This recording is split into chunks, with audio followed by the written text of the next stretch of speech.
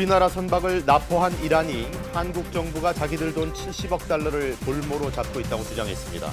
제재 때문에 동결된 이란 석유 대금이 납포의 배경임을 시사한 것으로 풀이되는데 우리 정부는 교섭 대표단을 곧 이란으로 보냅니다. 최근 한 달간 코로나19로 숨진 사람이 급증해 누적 사망자 수가 1,000명을 넘었습니다. 방역 당국은 확진자 수가 3차 유행 이후 처음으로 감소 추세를 보이고 있다고 밝혔습니다. 변이 바이러스 확산 속에 3차 봉쇄에 들어간 영국에서 하루 확진자가 처음으로 6만 명을 넘어섰습니다.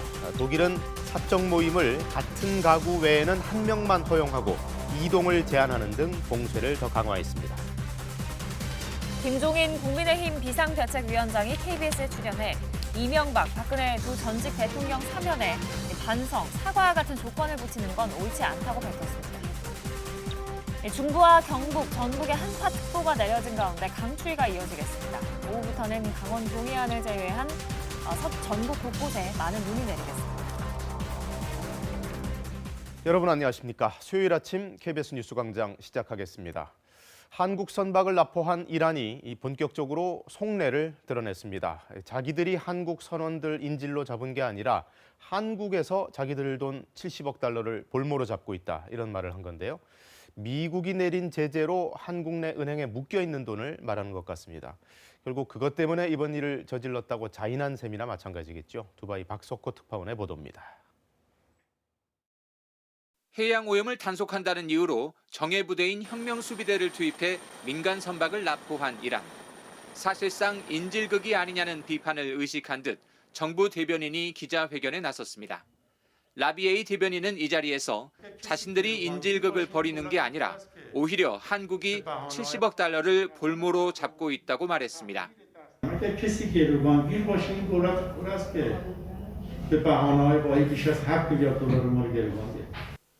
미국의 제재 때문에 한국 시중은행에 동결된 이란 석유 대금 문제를 직접 제기한 겁니다. 라비에이 대변인은 한국이 이 문제를 해결하기 위해 적극적인 노력을 하지 않았다며 서운함을 드러내기도 했습니다. 한국 선박 납포가 동결된 자금 문제와 연관돼 있음을 이란 정부가 직설적으로 인정한 것이란 평가가 나옵니다. 라비에이 대변인은 다만 이번 선박 납포가 기술적인 문제라고 거듭 강조했는데 이는 해결 방법이 그리 어렵지는 않을 것이라는 의미로 들립니다. 이런 가운데 이란군은 어제부터 대규모 무인기 훈련을 시작했습니다. 이는 최근 이슬람 순위파 국가들이 이스라엘과 수교를 맺은 데 이어 카타르와도 외교 관계를 복원하면서 이란의 입지가 좁아지자 이란 군부가 호르무즈 해협과 인근 지역에 대한 군사적 영향력을 포기하지 않겠다는 뜻을 밝힌 것으로 풀이됩니다. 두바이에서 KBS 뉴스 박석호입니다.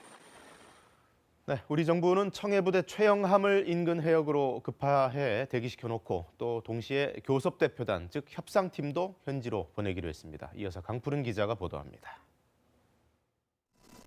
오만 인근에서 작전을 수행하던 청해부대 최영함은 호르무즈 해협 인근에서 대기 중입니다. 돌발 상황에 대비하고 동시에 일종의 무력 과시를 통해 외교적 노력을 뒷받침하는 차원입니다. 문재인 대통령도 청와대 국가안보실에 대응책을 긴밀 협의하라고 지시했고 관련 부처는 상시 대응 체제를 가동 중입니다.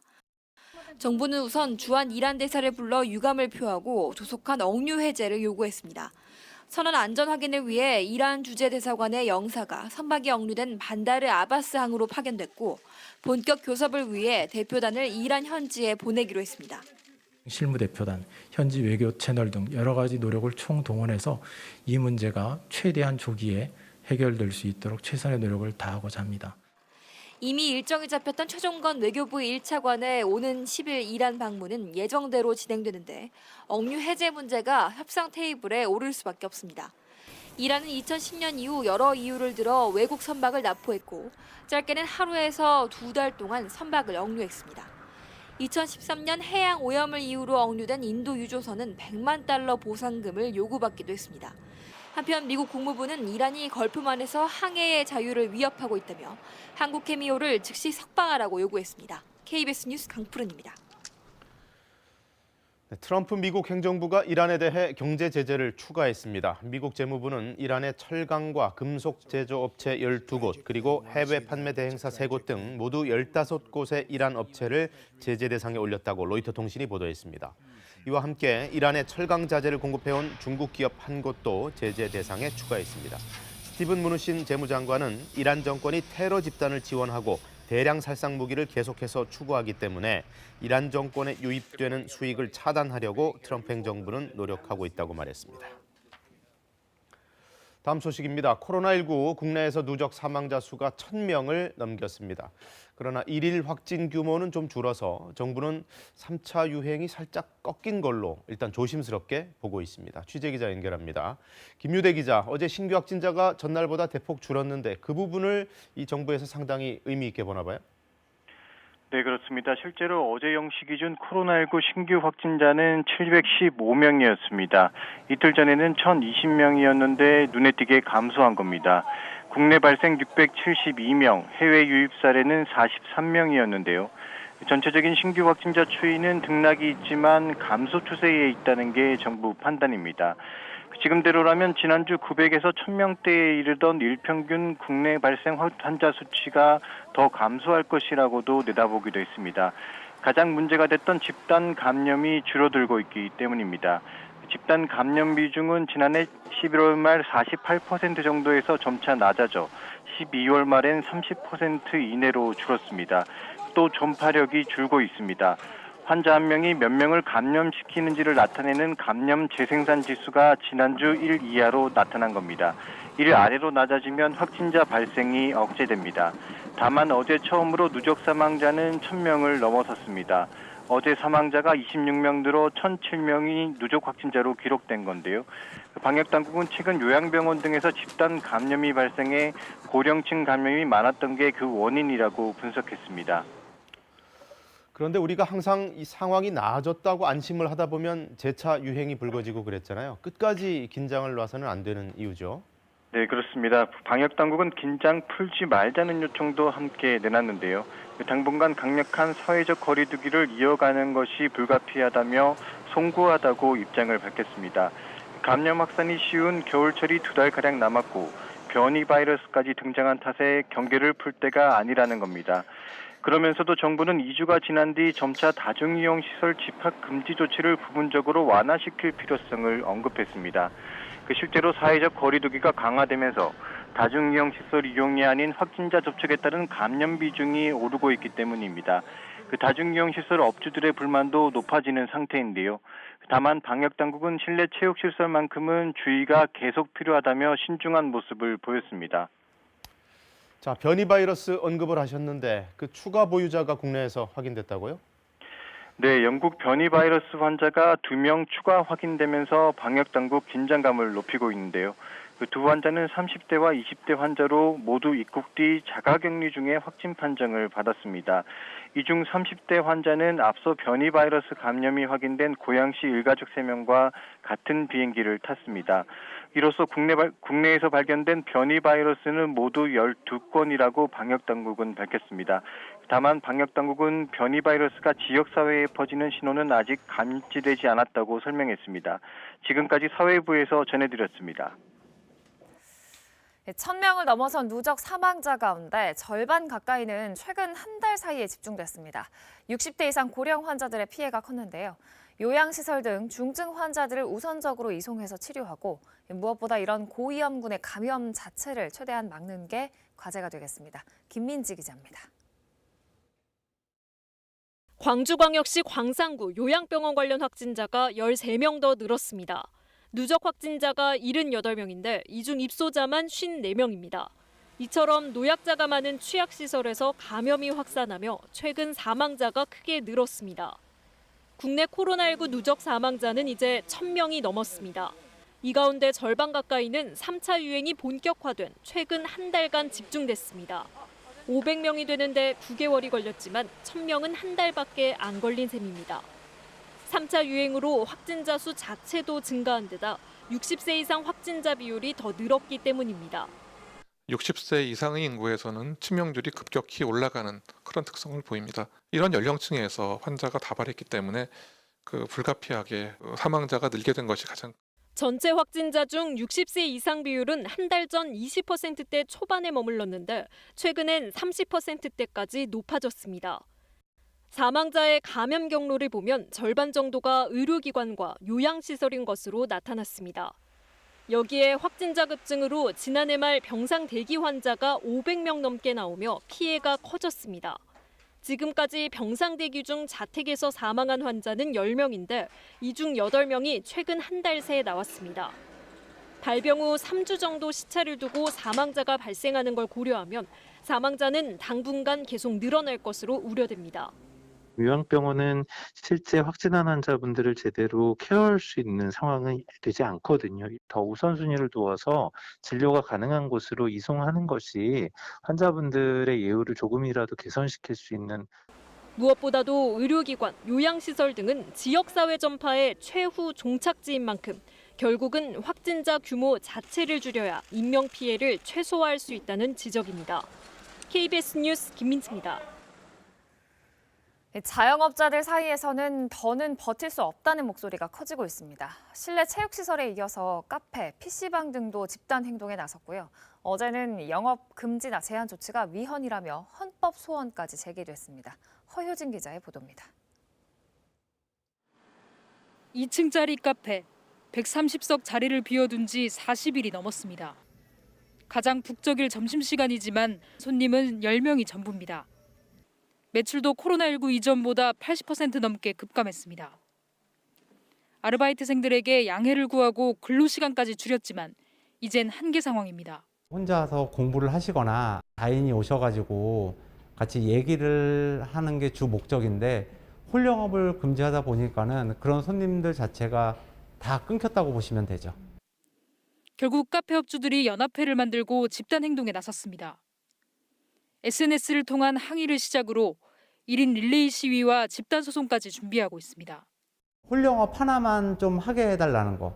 저희가 이 업종을 선택했다는 이유만으로 희생을 당해야 될 수밖에 없다. 이렇게 말씀하시는 거랑 똑같거든요. 집단 행동의 움직임은 다른 업종으로도 퍼지고 있습니다.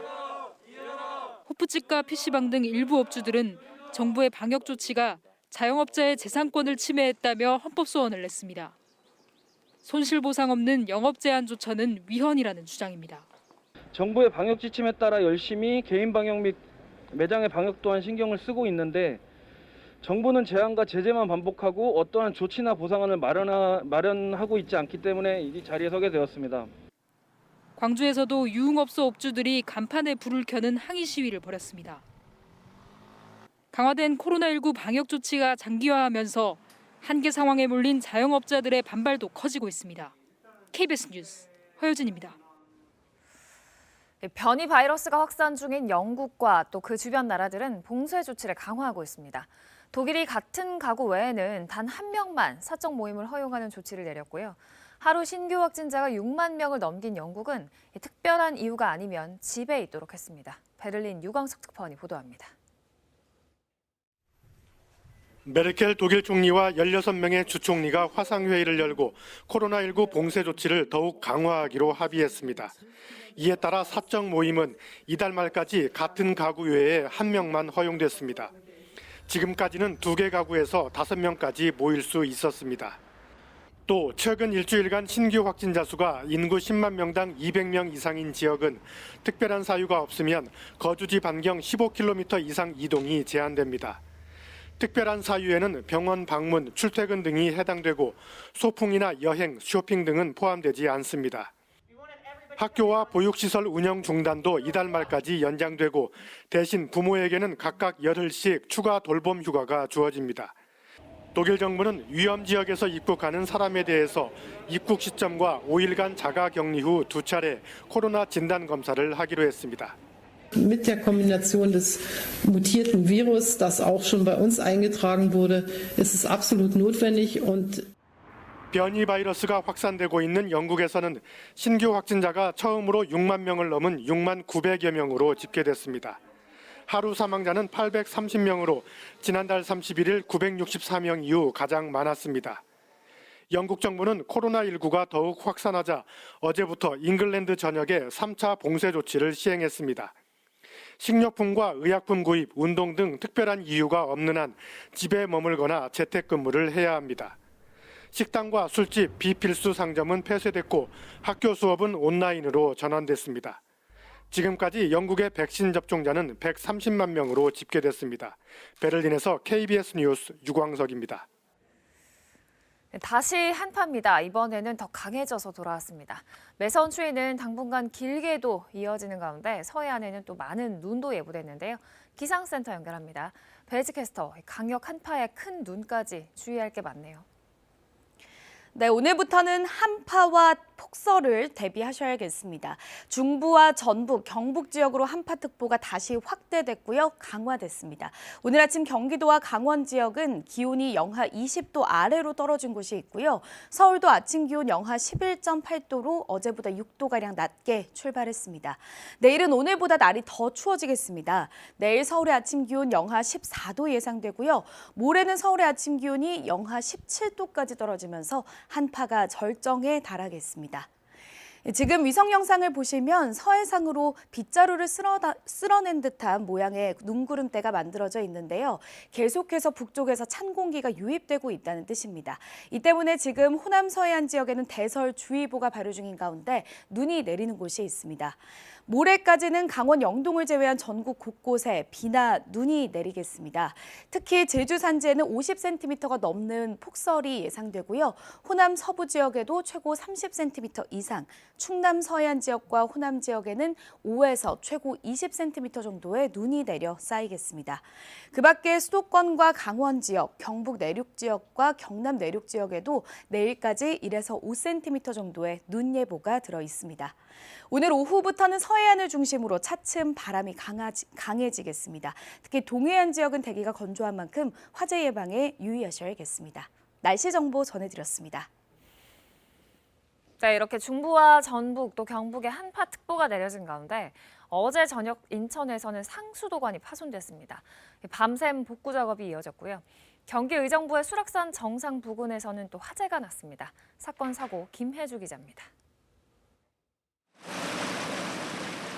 도로 한가운데서 물이 새어나옵니다.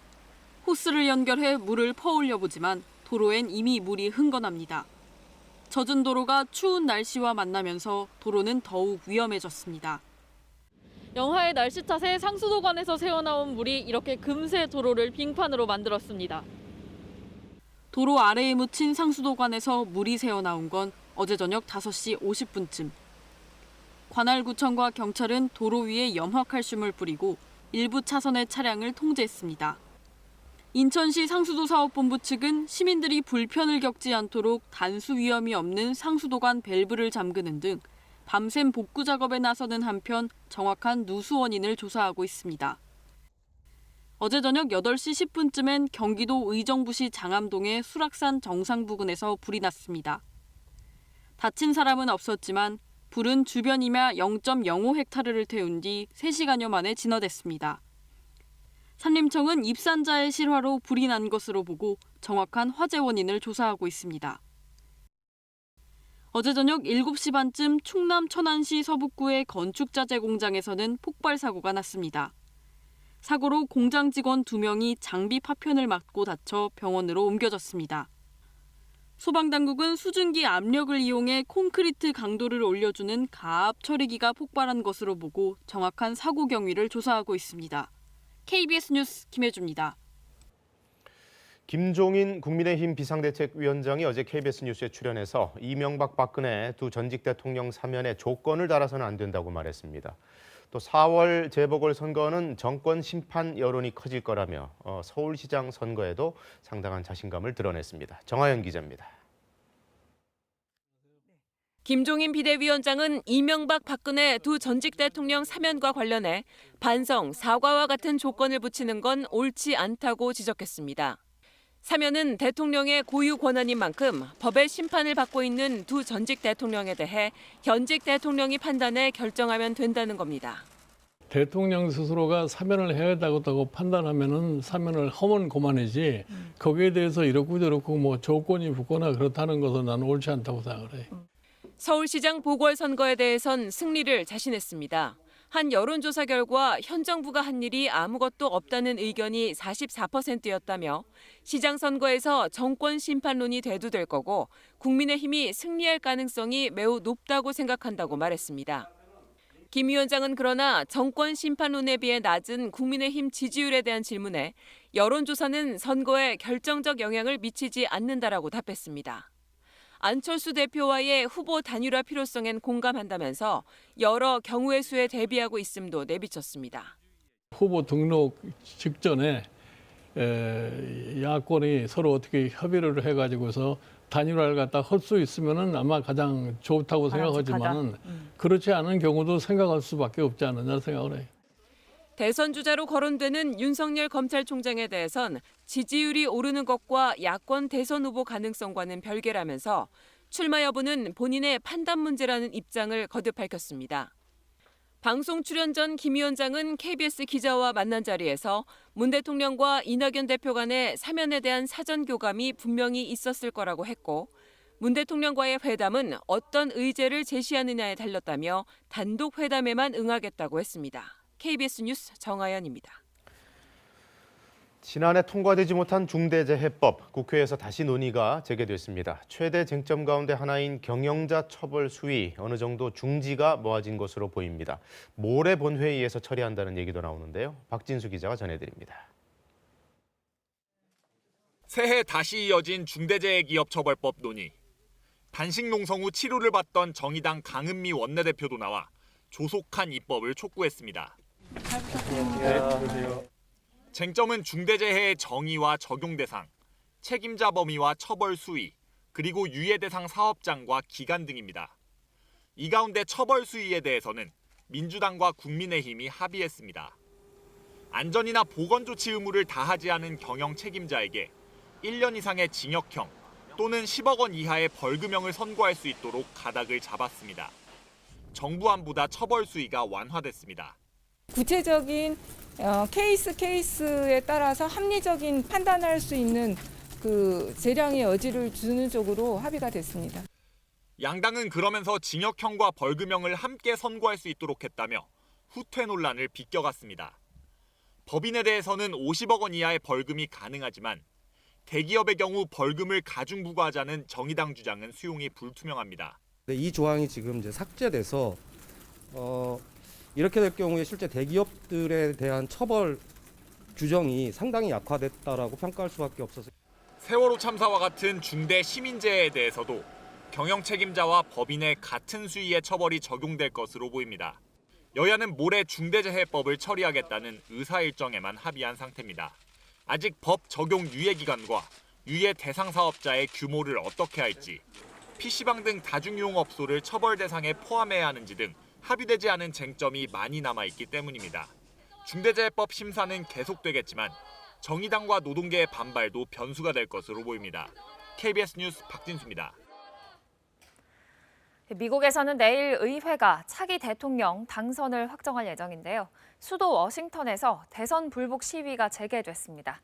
트럼프 대통령은 아예 펜스 부통령을 향해 바이든 당선인 인증 시 거부권을 행사하라고 압박했습니다. 워싱턴에서 김기현 특파원이 보도합니다. 수천 명의 트럼프 대통령 지지자들이 미국 수도 워싱턴으로 모였습니다.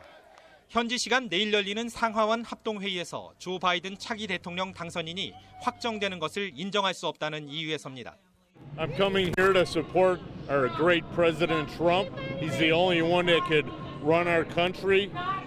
미 전역에서 이곳 백악관 인근으로 결집한 시위대는 오는 20일 차기 대통령 취임 때까지 지속적으로 대선 결과를 문제 삼겠다는 뜻을 분명히 하고 있습니다. 트럼프 대통령 역시 시위대와 같은 뜻임을 분명히 했습니다. 트위터에 올린 글을 통해선 펜스 부통령에게 상하원 합동회의에서 바이든 당선인 인증이 이루어질 경우 거부권을 행사하라고 압박하기도 했습니다. And I hope Mike Pence comes through for us, I have to tell you. I hope that our great vice president comes through for us. 조 바이든 당선인은 현직 대통령이 코로나19 대응 같은 시급한 현안을 챙기는 대신 대선 불복에만 집중한다고 비판했습니다. This administration has gotten off to a god-awful start. The president spends more time whining and complaining than doing something about the problem. 이런 가운데 미국 조지아주에선 상원 2석에 대한 결선 투표가 이루어지고 있습니다. 결과에 따라 공화당이 장악하고 있는 상원 구도가 바뀔 가능성도 있어 개표 결과가 주목받고 있습니다. 워싱턴에서 KBS 뉴스 김기현입니다. 술에 취한 남성이 마스크를 벗은 채 난동을 피웠고 술집 주인의 신고로 경찰이 출동했습니다. 그런데 CCTV도 확인하지 않고 그냥 이 남성을 집에 돌려보냈다는데요. 사건이 알려지고 또 비판이 일자 경찰이 뒤늦게 재수사에 착수했습니다. 공민경 기자가 취재했습니다. 술집에 앉아있던 한 남성이 갑자기 의자를 휘두릅니다. 마스크를 벗은 채 노래까지 부르는가 싶더니 갑자기 과자를 던집니다. 술집 주인의 제지에도 소란은 계속됐고 참다 못한 주위 손님들이 자리를 뜹니다. 이렇게 자꾸 노래 부르시면 경찰에 신고를 하겠다라고 이제 저 얘기를 했죠. 그랬더니 경찰에 신고해. 나도 내 친구한테 전화할게. 내 친구 경찰관이냐. 이런 난동은 주인의 신고를 받은 경찰이 도착하기 직전까지 30분 가까이 계속됐습니다. 그런데 막상 경찰은 신분 확인을 끝낸 뒤 남성을 집으로 돌려보냈습니다. 이렇게 가게 곳곳에는 CCTV가 있었는데도 출동한 경찰은 이를 확인하려는 시도조차 하지 않았습니다. 경찰은 현장 도착 당시 상황이 잠잠해져 경미한 사건으로 판단돼 입건하지 않았고 CCTV 확인은 실수로 빠뜨렸다고 밝혔습니다. 하지만 사건이 언론에 알려지고 비난이 이어지자 경찰은 뒤늦게 난동을 피운 남성을 입건하고 다시 조사에 나섰습니다. 경찰에서는 난동 발법 관련해서 그런 경우 단속 권한은 없고요. 다만 이제 술 안 피운 것에 대해서 업무 방해로서 조사할 필요는 있겠다. 피해를 본 술집 주인은 경찰의 이런 대응에 더 실망했다고 말합니다. 정부가 우리를 좀 보호하고 있구나라는 생각을 좀 들게끔 해줬으면 좋겠는데 꼭 이렇게까지 해야지만 뭐 일 처리가 바로바로 되는 건가라는. 경찰은 소란을 피운 50대 남성을 업무 방해 혐의로 소환 조사할 예정입니다. KBS 뉴스 공민경입니다. 오늘부터는 한파와 대설에 주의를 하셔야겠습니다. 지금 한파특보가 확대 강화됐는데요. 오늘 경기도와 강원 일부 지역은 아침 기온이 영하 20도 아래로 떨어졌습니다. 강원도 홍천 내면은 영하 23.3도까지 기온이 내려갔고요. 파주도 영하 17.8도로 출발했습니다. 서울도 어제보다 6도가량 낮은 기온 보이고 있는데요. 서울의 아침 기온 영하 11.8도로 시작했습니다. 내일 아침에는 오늘보다 기온이 더 떨어집니다. 내일 서울의 아침 기온 영하 14도 예상되고 금요일에는 영하 17도까지 떨어지면서 한파가 절정에 달하겠습니다. 지금 서해상으로는 눈이 날리는 곳이 있는데요. 호남 서해안 지역에는 대설주의보가 발효 중인 가운데 오늘 강원 동해안을 제외한 전국 곳곳에 비나 눈이 내리겠습니다. 모레까지 제주 산지에는 50cm가 넘는 폭설이 쏟아지겠고요. 호남 서부 지역에도 최고 30cm의 눈이 내리겠습니다. 충남 서해안 지역과 그 밖의 호남 내륙 지역에도 5에서 최고 20cm 정도의 눈이 예상됩니다. 충청 지역에는 최고 10cm, 그리고 수도권과 강원 지역, 경북과 경남 내륙 지역에는 내일까지 1에서 5cm 정도의 눈이 쌓이겠습니다. 동해안 지역은 여전히 대기가 건조한 가운데 오늘 오후부터는 바람도 차츰 강하게 불겠습니다. 현재 기온 살펴보겠습니다. 서울이 영하 11.6도, 철원 영하 18.1도 가리키고 있고요. 남부지방도 어제보다 5도에서 7도가량 기온이 더 낮습니다. 한낮에도 서울이 영하 2도, 대구 1도, 전주는 0도에 머물겠습니다. 바다의 물결은 모든 해상에서 최고 4에서 5m까지 거세게 일겠습니다. 날씨 전해드렸습니다. 우리 선박을 납포한 이란이 이 구체적인 의중을 드러냈습니다. 미국 제재로 한국에 묶여있는 자금, 그 돈 때문에 이번 일을 저질렀다고 사실상 직설적으로 인정을 했는데요. 원래는 해당 선박이 해양 오염 행위를 해서 납포했다 이렇게 주장했습니다. 하지만 그게 사실이라고 해도 남의 나라 배를 붙잡아서 가두는 건 말이 안 되는 행태죠. 김경진 기자가 보도합니다. 현재 이란과의 교역은 중단된 상태입니다. 이란이 원유 수출 대가로 받아야 할 70억 달러, 8조 원가량도 시중은행에 묶여 있습니다. 미국이 2018년 이란과의 핵 합의에서 탈퇴하고 제재를 복원했는데 미국의 제재를 따르지 않으면 한국도 제재 대상이 돼 이를 이행하면서 자금이 동결됐습니다. 그간 미국과 한국은 주종 관계라는 과격한 표현을 쓰며 한국을 비난해온 이란. 최근엔 이 동결된 원화 자금으로 코로나19 백신을 구매하는 방안을 우리 정부에 제안했습니다. 코로나19 백신은 인도적 거래에 속하기 때문에 미국 정부도 승인했습니다. 우리 정부도 전향적으로 판단해 이 논의를 마무리하기 위해 외교부 차관이 이란 방문을 앞둔 상황이었습니다. 이런 시점을 감안할 때 동결자금 활용 협상에서 우위에 서려는 계산이 작용했다는 분석이 나옵니다. 과거에도 이란은 여러 차례 협상력을 극대화시키기 위한 의도로 이와 같이 유해선 납부나 관련된 극단적인 정치 행위를 지속해 왔습니다. 미국을 직접 겨냥한 거란 관측도 있습니다. 바이든 대통령 취임 직후 대이란 제재를 풀고 핵 합의에 복귀하라는 메시지를 미국의 동맹국 선박 납포 카드로 내밀었다는 겁니다. 미국 CNN 방송은 최근 이란의 우라늄 농축도 상향과 한국 선박 납포 등 모든 사안이 연결돼 있다며 미국과 이란의 대치에 한국이 피해를 입었다고 분석했습니다. KBS 뉴스 김경진입니다. 네, 국내에 있는 선사 측에서도 노심초사 상황을 지켜보는 중입니다. 일단 선원들이 안전하다는 소식에 안도했고 끝까지 무사 귀환하기만을 바라고 있습니다. 보도에 정민규 기자입니다. 이란 혁명수비대가 납포한 직후 한국 케미오에서 보내온 영상입니다. 배에 설치한 CCTV에 잡힌 이 모습을 끝으로 부산의 선사와 한국 케미오의 연락은 모두 끊어졌습니다. 가슴을 졸이던 선사와 선원 가족들은 선원들이 무사하다는 소식이 전해지자 안도했습니다. 저쪽에서 그냥 조사라는 그 단어를 계속 쓴답니다. 이게 우리 잘못이 어떤 그런 게 아니고 다른 거에 이런 좀 약간 연구가 있구나 이런 게 때문에 상당히 좀 생각보다는 좀 많이 안정적인 생각을 갖고 계시고요. 선원들은 코로나19 방역 조치로 항구에 도착한 뒤에도 선내에 머물고 있는 걸로 전해졌습니다. 선사 측은 이란이 납포 이유로 제시하고 있는 반복적인 해양 환경 규제 위반을 인정할 수 없다는 입장입니다. 납포 당시 방제 작업이 없었고 선박도 석 달 전에 정밀 검사를 받아 이상이 없었는데 뜬금없이 해양 오염을 납포 사유로 주장하는 게 설득력이 없다는 겁니다. 또 인근 해역을 수시로 이용해온 선박을 이제 와서 해양 오염으로 문제 삼는 것 역시 의아하다고 밝혔습니다. 선사 측은 이란 당국이 구체적인 증거를 제시하지 못하고 있는 만큼 하루빨리 이번 문제가 해결될 수 있을 거라고 기대했습니다. 상습적인 환경 오염을 시킨 문제다. 그러니까 그것만 클리어해지면 저쪽에 더 이상 어떤 갖고 있는 억류나 납포 이런 명분이 없으니까. 선사 측은 현지 대리점 등을 통해 이란 당국과 계속 접촉을 시도하고 관계 부처와 선원들의 무사 귀환을 위한 활동을 협의해 나갈 계획입니다. KBS 뉴스 정민규입니다. 네, 사회적 거리두기와 관련해 자영업자들 업종별로 통제 수위가 다르기 때문에 희비가 엇갈리고 있습니다. 일부 업종에서는 형평성 문제도 제기하고 있고 빨리 좀 이 집합금지 조치를 완화해달라는 얘기도 나오는데요. 정부는 일단 17일, 그러니까 다음 주까지는 좀 지켜보자는 그런 입장입니다. 보도에 개현우 기자입니다. 강력한 거리두기 노력에 따라 다중이용시설 관련 집단 감염은 줄어드는 추세입니다. 집단 감염 비중은 한 달 새 48%에서 30% 이내로 줄었습니다. 상업시설에선 감소된 반면 구치소와 요양병원, 교회 등에 집중됐습니다. 대신 확진자와의 접촉에 의한 감염과 경로를 조사 중인 감염 비율을 합치면 40% 안팎에서 70%까지 상승했습니다. 다중이용시설보단 개인 간의 접촉에 의해 감염 확산이 늘고 있다는 얘기입니다.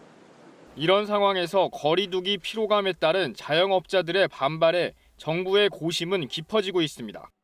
당장은 거리두기 고삐를 늦출 순 없다는 입장이기 때문입니다. 현재 신규 확진자 발생이 감소세이긴 하나 그 추세는 완만해 거리두기 완화 검토로 인해 사회적 긴장이 풀어질 우려 때문입니다. 여기에 바이러스 확산이 쉽고 실내 생활을 많이 하는 겨울이 아직 2달이 더 남았다는 것도 불리한 변수입니다. 또 전파력이 강한 것으로 알려진 영국 변이 바이러스 감염 사례는 2건이 더 확인돼 변이 바이러스 감염자는 12명으로 늘었습니다. 따라서 실내 체육시설 등에 대한 수도권 집합 금지는 불가피하다며 앞으로 2주간 총력을 다해서 감소세가 더 빨라지면 거리두기 완화가 가능하다는 입장입니다. 실내 체육시설 같은 경우라면은 밀접하고 밀폐된 그런 경우라면 여전히 상황이 좋지 않은 것으로 판단하고 있습니다. 정부는 현재의 거리두기 적용이 끝나는 오는 17일 이후엔 업종별 조치 완화 가능성을 열어놨습니다. 거리두기 성과가 나오면 방역 대책을 시행하면서 영업을 허용하는 방안을 검토하겠다며 남은 기간 협조를 부탁했습니다. KBS 뉴스 개은우입니다. 북한의 최대 정치 행사로 꼽히는 노동당 제8차 대회가 어제 개막했습니다. 북한 매체들은 조금 전 조선노동당 제8차 대회가 어제 평양에서 개막했다며 김정은 위원장이 개회사를 했다고 일제히 보도했습니다. 김정은 위원장은 본 대회가 국력 강화와 인민 생활 향상을 위한 투쟁에서 획기적인 도약을 일으키는 디딤점이 될 거라며 개회를 선언했습니다. 문재인 대통령이 혁신적이고 다양한 주택 공급을 할 수 있도록 신속한 방안을 만들라고 주문했습니다. 곧바로 변창흠 국토부 장관은 임대보다는 분양 아파트를 중심으로 수요자들이 선호하는 주택을 짓겠다는 뜻을 밝혔습니다. 임재성 기자가 보도합니다. 새해 처음 열린 국무회의에서 문재인 대통령은 중요한 민생 과제로 주거 안정을 꼽았습니다. 추가 대책 수립에 주저하지 않겠다면서 주택 공급을 재차 강조했습니다. 무엇보다 혁신적이며 다양한 주택 공급 방안을 신속하게 마련하는 데 역점을 두겠습니다. 청와대 관계자는 개발 관련 규제를 완화하고 임대주택뿐 아니라 다양한 방식의 주택을 시장에 공급하라는 뜻이라고 전했습니다. 변창흠 국토부 장관은 곧바로 관계기관과 간담회를 열고 주택 공급 5대 원칙을 제시하며 이런 방안을 구체화했습니다. 눈에 띄는 건 수요자들이 선호하는 주택을 집중적으로 짓겠다는 대목입니다. 새로 공급되는 주택은 국민들이 분양주택을 많이 원하기 때문에 이 분양주택을 위주로 하되 소비자 선택권을 위해서 공공자가주택이나 공공임대주택도 입지 여건에 따라서 혼합 공급이 가능하지 않을까. 이른바 변창흠표 공급으로 알려진 공공자가주택과 임대주택으로는 지금의 시장을 안정시킬 수 없다는 판단이 반영된 걸로 보입니다. 역세권 등 도심에 쓸 수 있는 땅과 공공택지를 이용해 주택을 짓고 여기서 나오는 이익을 활용해 시설과 교통 편의를 높이겠다는 뜻도 분명히 했습니다. 결국 이제 그러한 개발 이익들을 공공으로 이관을 할 때 몇 % 정도를 지침으로 정하느냐에 따라서 사업의 성패가 좌우될 수가 있죠. 주택 공급에는 패스트트랙이 도입됩니다. 정부와 자치단체, 공공기관이 법적, 행정적 절차를 최대로 지원해 주택 공급에 걸리는 시간을 최대한 줄이겠다는 겁니다. 국토부는 이런 원칙을 토대로 도심 주택 공급 방안을 만들어 설 연휴 전에 발표할 예정입니다. KBS 뉴스 임재성입니다. 이 카드사별로 흩어져 있는 신용카드 포인트를 한데 모아서 현금으로 바꿔 받을 수 있는 서비스가 시작됐습니다. 첫날부터 접속 장애가 일어날 정도로 이용자들이 몰렸는데요. 김도영 기자가 보도합니다. 신용카드와 체크카드를 모두 쓰는 직장인 구연서 씨. 카드를 쓰며 생긴 포인트를 어떻게 써야 할지 몰라 제대로 활용하지 못했습니다. 활용처를 잘 몰랐어서 그냥 온라인 쇼핑몰에서 사용을 한 건데 만약 현금처럼 준다고 하면 현금으로 받는 게 좀 더 나을 것 같습니다. 하지만 카드 포인트를 현금화하려면 카드사마다 별도 앱을 설치하고 일일이 계좌 이체를 신청해야 해 번거로웠습니다. 여러 카드에 흩어져 있는 소액의 포인트는 쓰기가 더 어려워 2019년에만 3조 4천억 원어치의 포인트 가운데 1,170억 원이 사라졌습니다.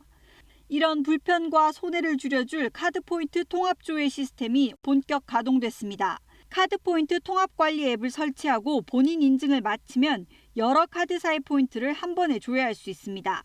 특히 포인트를 현금으로 전환해 등록한 본인 계좌로 이체할 수도 있습니다. 포인트는 1점당 1원으로 전환되는데 1원이라도 입금 신청을 할 수 있습니다. 신한과 삼성, 현대, 농협, 우체국 등 11개 카드사 포인트가 해당됩니다. 포인트 소멸액이 감소세로 돌아서지 않을까 생각을 하고 있죠. 줄어는 들고 있는데 그걸 더 획기적으로 하기 위해서. 하지만 발빠른 이용자들이 몰리면서 관련 앱들은 하루 종일 접속이 잘 되지 않았습니다. 포털 사이트 등에서는 문의와 불만이 이어졌습니다. 여신금융협회는 이용자 수에 따라 서버가 불안정한 상태가 계속되고 있어 오늘도 일부 접속 장애가 발생할 수 있다고 설명했습니다. KBS 뉴스 김도영입니다. 처음으로 1,000명을 넘긴 국내 코로나19 사망자, 앞으로 더 늘 수 있다는 우려까지 나옵니다. 확진 후 사망에 이르는 시차를 고려하면 그렇단 건데요. 이 방역당국의 대책은 뭔지 들어보시죠. 어제는 사망자가 26명 발생하였고 누적 사망자는 1,007명입니다. 지난달에 불행하게도 요양기관과 요양병원에서 환자 발생이 다수 발생하였습니다. 거기에 계신 분들은 대부분 어르신들이시고 또 기초질환도 있으신 분들입니다. 이런 연령층에서 환자가 다발했기 때문에 불가피하게 환자 발생에 따라서 사망자가 늘게 된 것이 가장 큰 원인이 되겠습니다. 우리나라의 치명률은 전 세계적으로 본다 그러면 높은 수준은 아닙니다. 다만 이제 우리나라 같은 경우라면 사망 후에 사인 분류를 해서 가능한 한 코로나 관련이 있다면 이를 배제하지 않고 사망 원인을 잡고 있기 때문에 우리나라의 경우가 조금 더 보수적으로 사망 원인을 해석하고 있다 이렇게 말씀드리고 싶습니다. 치명률은 연령에 따라서 또 기저질환에 따라서 크게 바뀌게 됩니다. 그래서 치명률이 높은 연령층에 대한 주의가 필요한 것입니다. 또한 발생해서 사망까지는 이제 일정한 기간이 좀 소요될 수 있습니다. 그러니까 발병한 다음에 이제 몇 주간의 기간을 두시고 난 다음에 천천히 돌아가시는 분들이 늘어난 상황이기 때문에 이런 사망자는 누적되는 개념으로서 앞으로도 조금 더 발생 수는 늘 수 있다고 생각을 하고 있습니다. 저희가 취약시설로 생각되고 있는 요양병원, 요양시설 또 이런 관리가 필요한 분들에 대해서 발생하지 않도록 코로나19가 발생하지 않도록 철저한 예방을 하는 것이 첫 번째 대책이 될 것이며 그 다음에 혹시라도 감염된 분들이 적절한 중증 치료를 받아서 치명률을 낮출 수 있도록 의료 전달 체계를 유지하는 것이 두 번째의 목표가 되겠습니다. 전체적으로 환자 발생의 숫자를 낮추고 위험도가 높은 고연령층의 발생을 억제하도록 그렇게 최선을 다하겠습니다. 감소 추세라고 말씀드린 부분은 두 가지입니다. 환자 발생의 숫자가 처음으로 700명 이하로 유의하게 감소한 것도 있고 그 다음에 감소 추세가 며칠간 지속되었다는 점, 무엇보다도 주간 재생산 지수가 지속적으로 감소하고 있다는 점이 여기에 대해서 유행이 감소세라고 말씀드릴 수 있는 근거가 되겠습니다. 코로나19 국제 소식 전해드립니다. 영국 변이 바이러스처럼 기존 바이러스보다 전파력이 1.7배 정도 강한 남아공 변이 바이러스에도 과연 현재 개발된 코로나19 백신들이 효과를 발휘할 수 있을지를 확인하는 긴급 실험이 남아공 현지에서 시작됐습니다.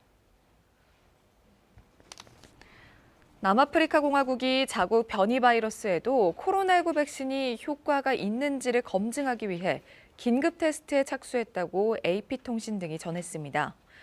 해당 테스트는 영국 전문가들과 보건당국이 남아공 변이 바이러스는 유전자 구조에 상당한 변화가 발생해 기존 코로나19 백신의 효과가 발휘되지 않을 수도 있다는 우려를 제기한 데 따른 것입니다. 한편 변이 바이러스 연구를 진행 중인 남아공의 감염병 전문가들은 이번 긴급 테스트에 대해 코로나19 항체 보유자와 백신을 맞은 사람들의 혈액이 변이 바이러스에 어떻게 반응하는지 대조 검사하는 방식이라고 설명했는데요. 그러면서 이번 실험 결과가 변이에 대한 백신의 유효성을 판별하는 데 도움을 줄 것이라고 덧붙였습니다. 미국 위스콘신주 그래프턴 경찰이 음모론에 빠져 코로나19 백신을 고의로 오염시킨 혐의로 병원 약사인 스티븐 브랜던버그를 체포했습니다. 경찰에 따르면 브랜던버그는 지난해 12월 24일 자신이 근무하는 병원에 보급된 모더나 백신 57병을 냉장고에서 꺼내 밤새 상온에 놔둔 뒤 다시 냉장고에 넣었고 다음 날 밤에도 같은 행동을 반복했는데요. 모더나 백신은 상온에서는 12시간까지만 보관할 수 있어서 이 일로 인해 폐기된 백신은 최소 500여 명에게 접종할 수 있는 분량이었다고 합니다. 브랜던버그는 처음에는 실수였다고 변명했지만 경찰 수사가 계속되자 결국 범행을 시인하며 백신이 인간 DNA에 돌연 변이를 일으켜 사람들을 해칠 것으로 보고 의도적으로 오염시켰다고 진술했습니다. 이에 경찰은 현재 이혼 소송 중인 그의 아내와 주변인의 진술서를 더해 그는 확실한 음모론자라고 강조하는 체포영장 청구서를 제출했다고 전했습니다. 미국 TV, 영화 산업의 본고장인 로스앤젤레스를 포함해 캘리포니아 지역의 코로나19 상황이 통제 불능으로 번질 수 있다는 경고가 나오고 있는데요. 이에 할리우드 배우들과 방송 제작자들이 TV 프로그램 제작을 일시 중단할 것을 결의했습니다.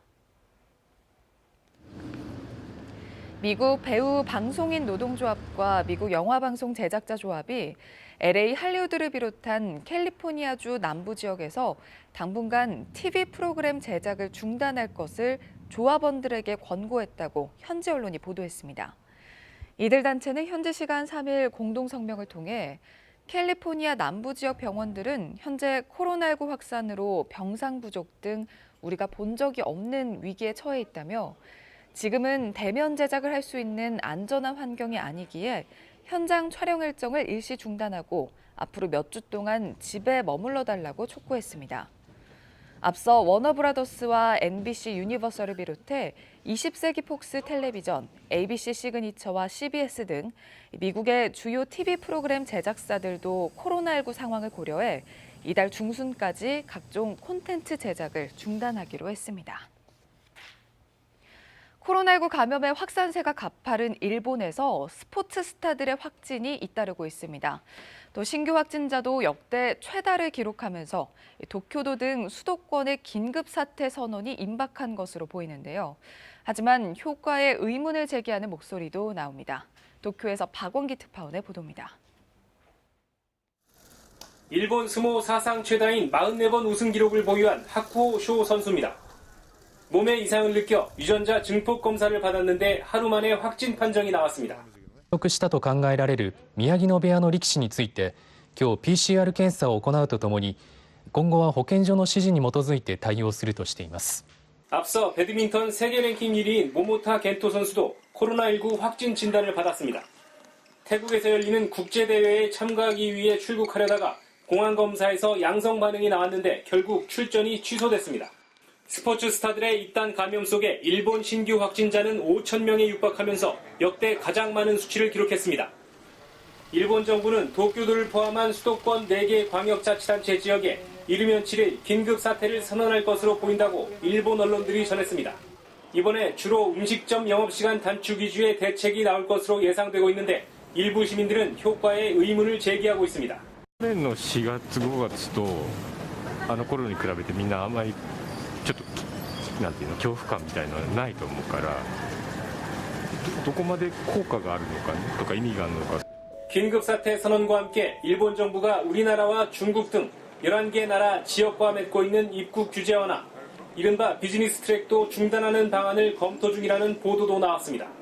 실제 실행될 경우 외국인 신규 입국도 사실상 전면 중단됩니다. 도쿄에서 KBS 뉴스 박원기입니다. 네, 코로나19 관련해서 국내 소식도 몇 가지 더 전해드리겠습니다. 첫 번째 키워드부터 보겠습니다. 네, 3차 재난지원금 11일부터 지급한다는 소식입니다. 이 3차 재난지원금 언제 받을 수 있나 기다리는 분들 많이 계실 텐데요. 오는 11일부터 지급 절차가 시작됩니다. 정부는 어제 문재인 대통령이 주재한 새해 첫 국무회의에서 3차 재난지원금이 포함된 2021년도 일반 회계 목적 예비비 지출안을 의결했습니다. 이번 목적 예비비에는 코로나19 확산으로 피해를 입은 소상공인과 특수형태 근로자, 프리랜서 등 고용 취약계층에 대한 지원 대책, 추가 계약된 백신 구매 등을 위한 비용이 포함되어 있습니다. 이 가운데 4조 8천억 원은 지난주 정부가 발표한 9조 3천억 원 규모의 3차 긴급 재난지원금으로 쓰일 예정이고 다음 주 월요일인 11일부터 대상자 580만 명에게 지급됩니다. 네, 두 번째 키워드 보겠습니다. 네, 설날 농수산물 선물 20만 원으로 상향 검토한다는 키워드입니다. 정세균 국무총리가 올해 설 명절 기간 농수산물 선물 가액을 현행 10만 원에서 20만 원으로 올리는 방안을 검토하겠다고 밝혔습니다. 정 총리는 어제 정부 서울청사에서 농협중앙회와 중소기업중앙회 회장 등을 만난 자리에서 이같이 말했습니다.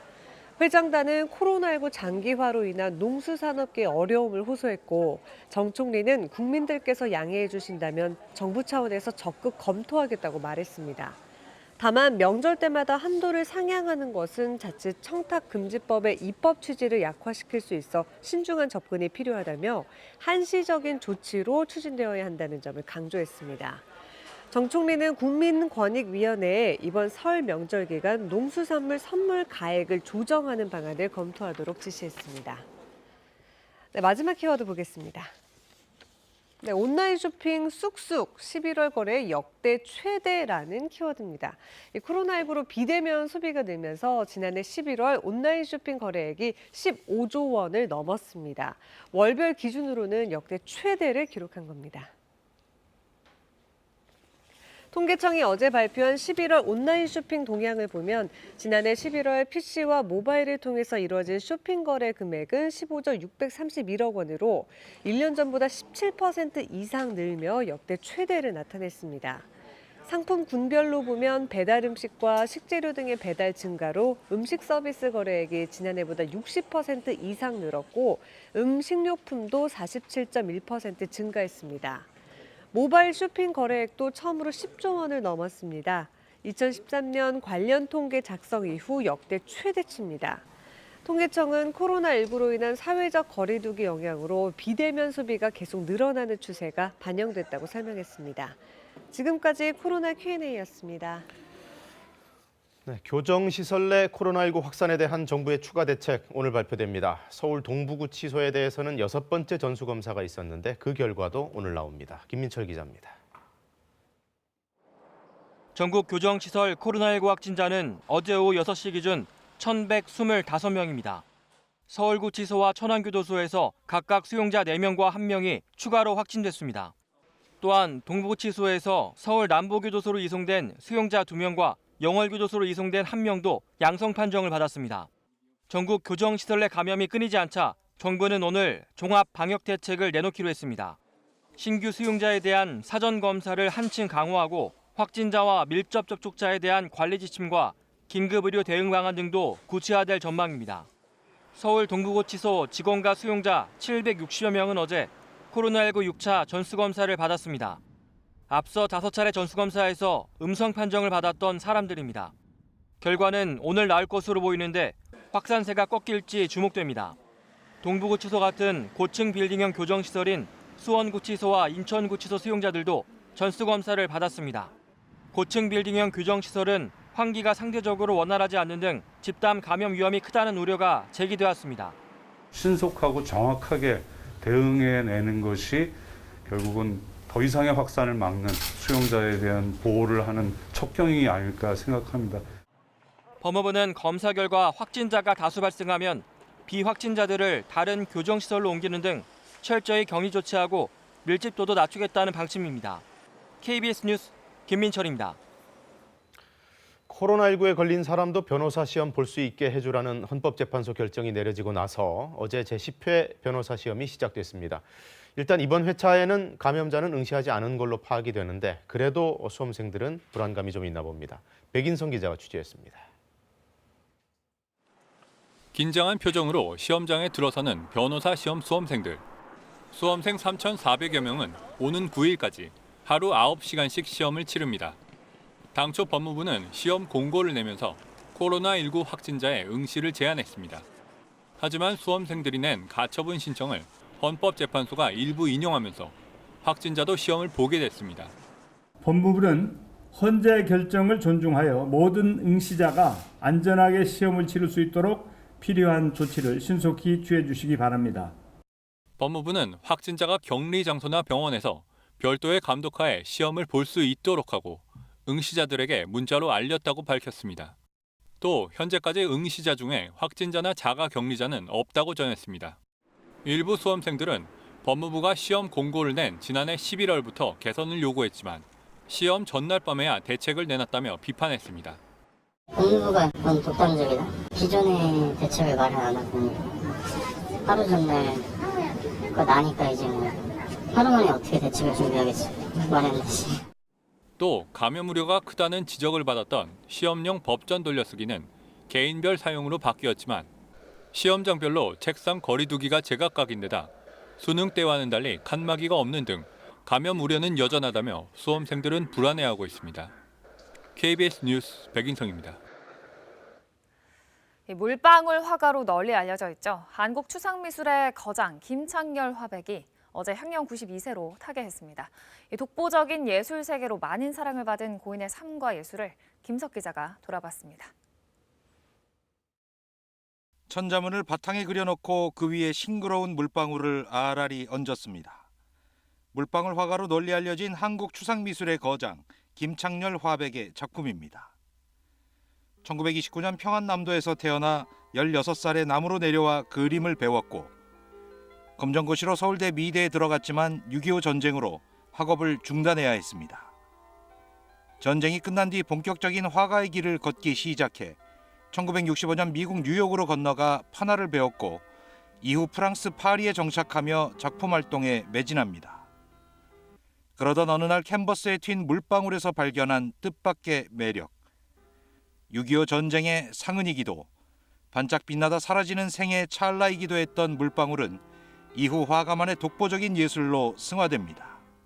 색깔도 강조하게 되고 그림자의 농도도 더 강조를 하게 되고 크기나 붓의 터치 같은 것을 나타나게 되고 프랑스와 한국을 오가며 활발한 작품 활동을 펼쳐 대중적인 인기는 물론 세계적인 명성까지 얻었고 1996년과 2017년 프랑스 문화예술 공로 훈장을 2013년 대한민국 은관문화 훈장을 받았습니다.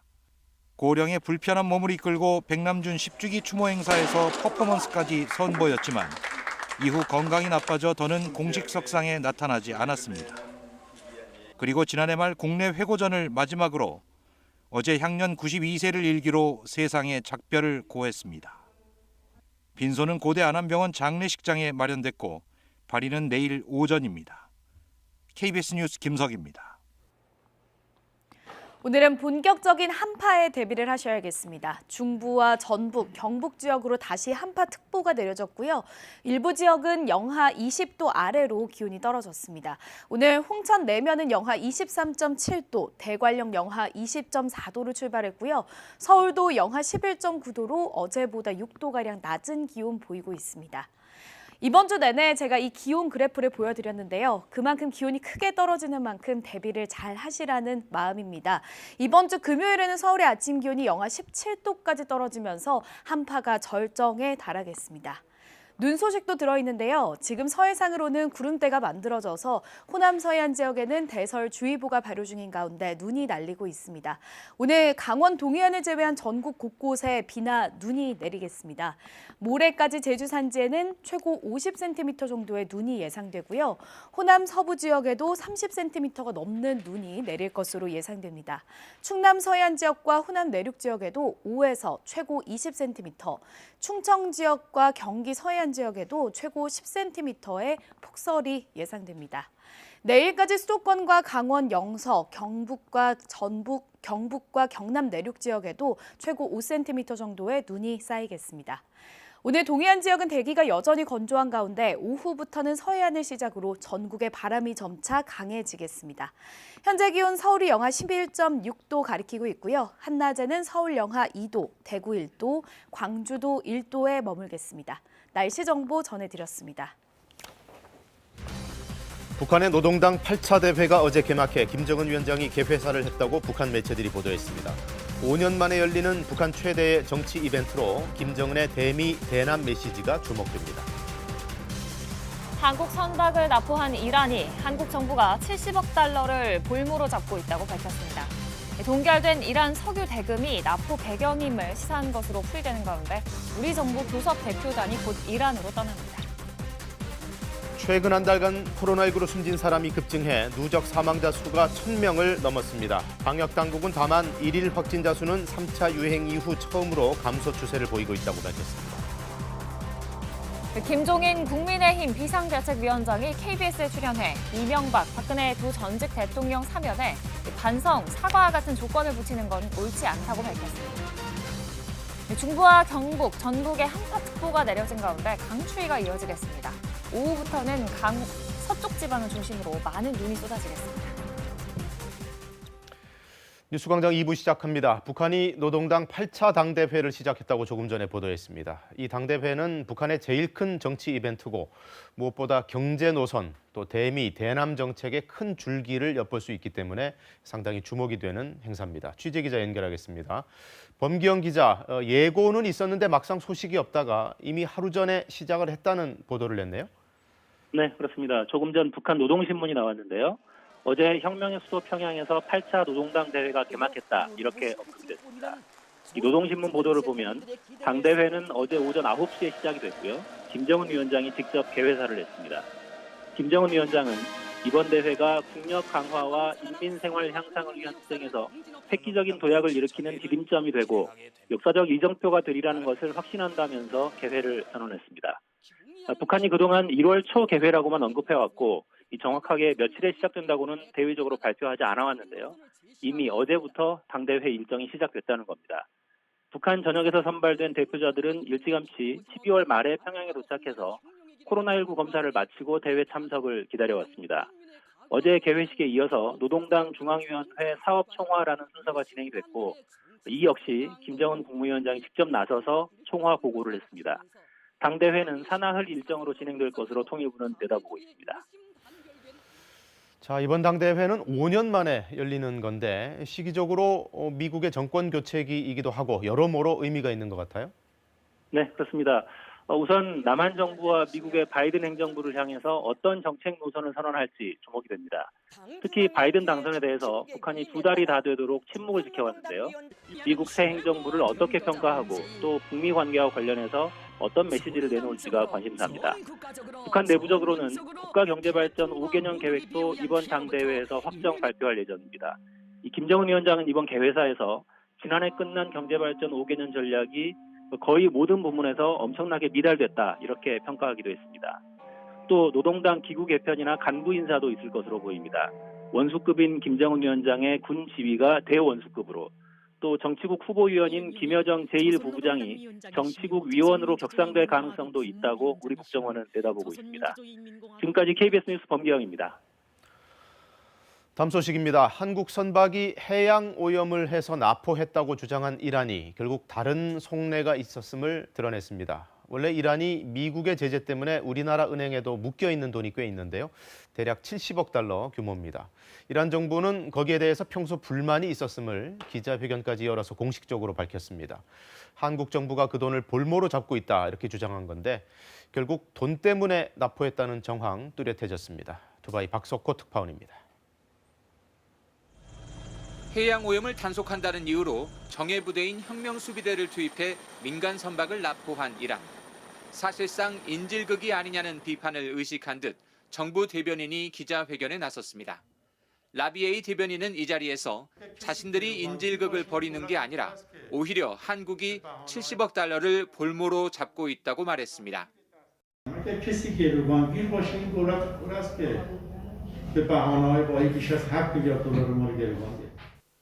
미국의 제재 때문에 한국 시중은행에 동결된 이란 석유 대금 문제를 직접 제기한 겁니다.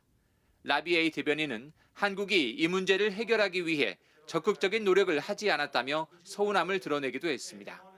한국 선박 납포가 동결된 자금 문제와 연관돼 있음을 이란 정부가 직설적으로 인정한 것이란 평가가 나옵니다. 라비에이 대변인은 다만 이번 선박 납포가 기술적인 문제라고 거듭 강조했는데 이는 해결 방법이 그리 어렵지는 않을 것이라는 의미로 들립니다. 이런 가운데 이란군은 어제부터 대규모 무인기 훈련을 시작했습니다. 이는 최근 이슬람 수니파 국가들이 이스라엘과 수교를 맺은 데 이어 카타르와도 외교 관계를 복원하면서 이란의 입지가 좁아지자 이란 군부가 호르무즈 해협과 인근 지역에 대한 군사적 영향력을 포기하지 않겠다는 뜻을 밝힌 것으로 풀이됩니다. 두바이에서 KBS 뉴스 박석호입니다. 이란 측의 기자회견을 해석해보면 결국 협상의 여지를 열어두고 그 방향까지도 제시를 한 셈입니다. 돈 얘기를 꺼냈기 때문에 어떤 식으로든 관련 협상을 유도하려는 걸로 보이는데요. 일단 우리 정부의 대응은 투트랙입니다. 우선 청해부대를 인근 해역으로 보내서 무력 대응 태세도 유지를 하고 동시에 협상팀도 이란으로 보냅니다. 이어서 강푸른 기자입니다. 오만 인근에서 작전을 수행하던 청해부대 최영함은 호르무즈 해협 인근에서 대기 중입니다. 돌발 상황에 대비하고 동시에 일종의 무력 과시를 통해 외교적 노력을 뒷받침하는 차원입니다. 문재인 대통령도 청와대 국가안보실에 대응책을 긴밀 협의하라고 지시했고 관련 부처는 상시 대응 체제를 가동 중입니다. 정부는 우선 주한 이란 대사를 불러 유감을 표하고 조속한 억류 해제를 요구했습니다. 선원 안전 확인을 위해 이란 주재 대사관의 영사가 선박이 억류된 반다르 아바스 항으로 파견됐고 본격 교섭을 위해 대표단을 이란 현지에 보내기로 했습니다.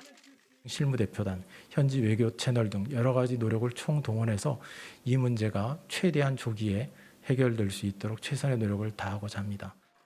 이미 일정이 잡혔던 최종건 외교부 1차관의 오는 10일 이란 방문은 예정대로 진행되는데 억류 해제 문제가 협상 테이블에 오를 수밖에 없습니다.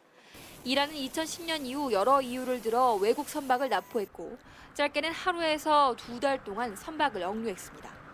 2013년 해양 오염을 이유로 억류된 인도 유조선은 100만 달러 보상금을 요구받기도 했습니다.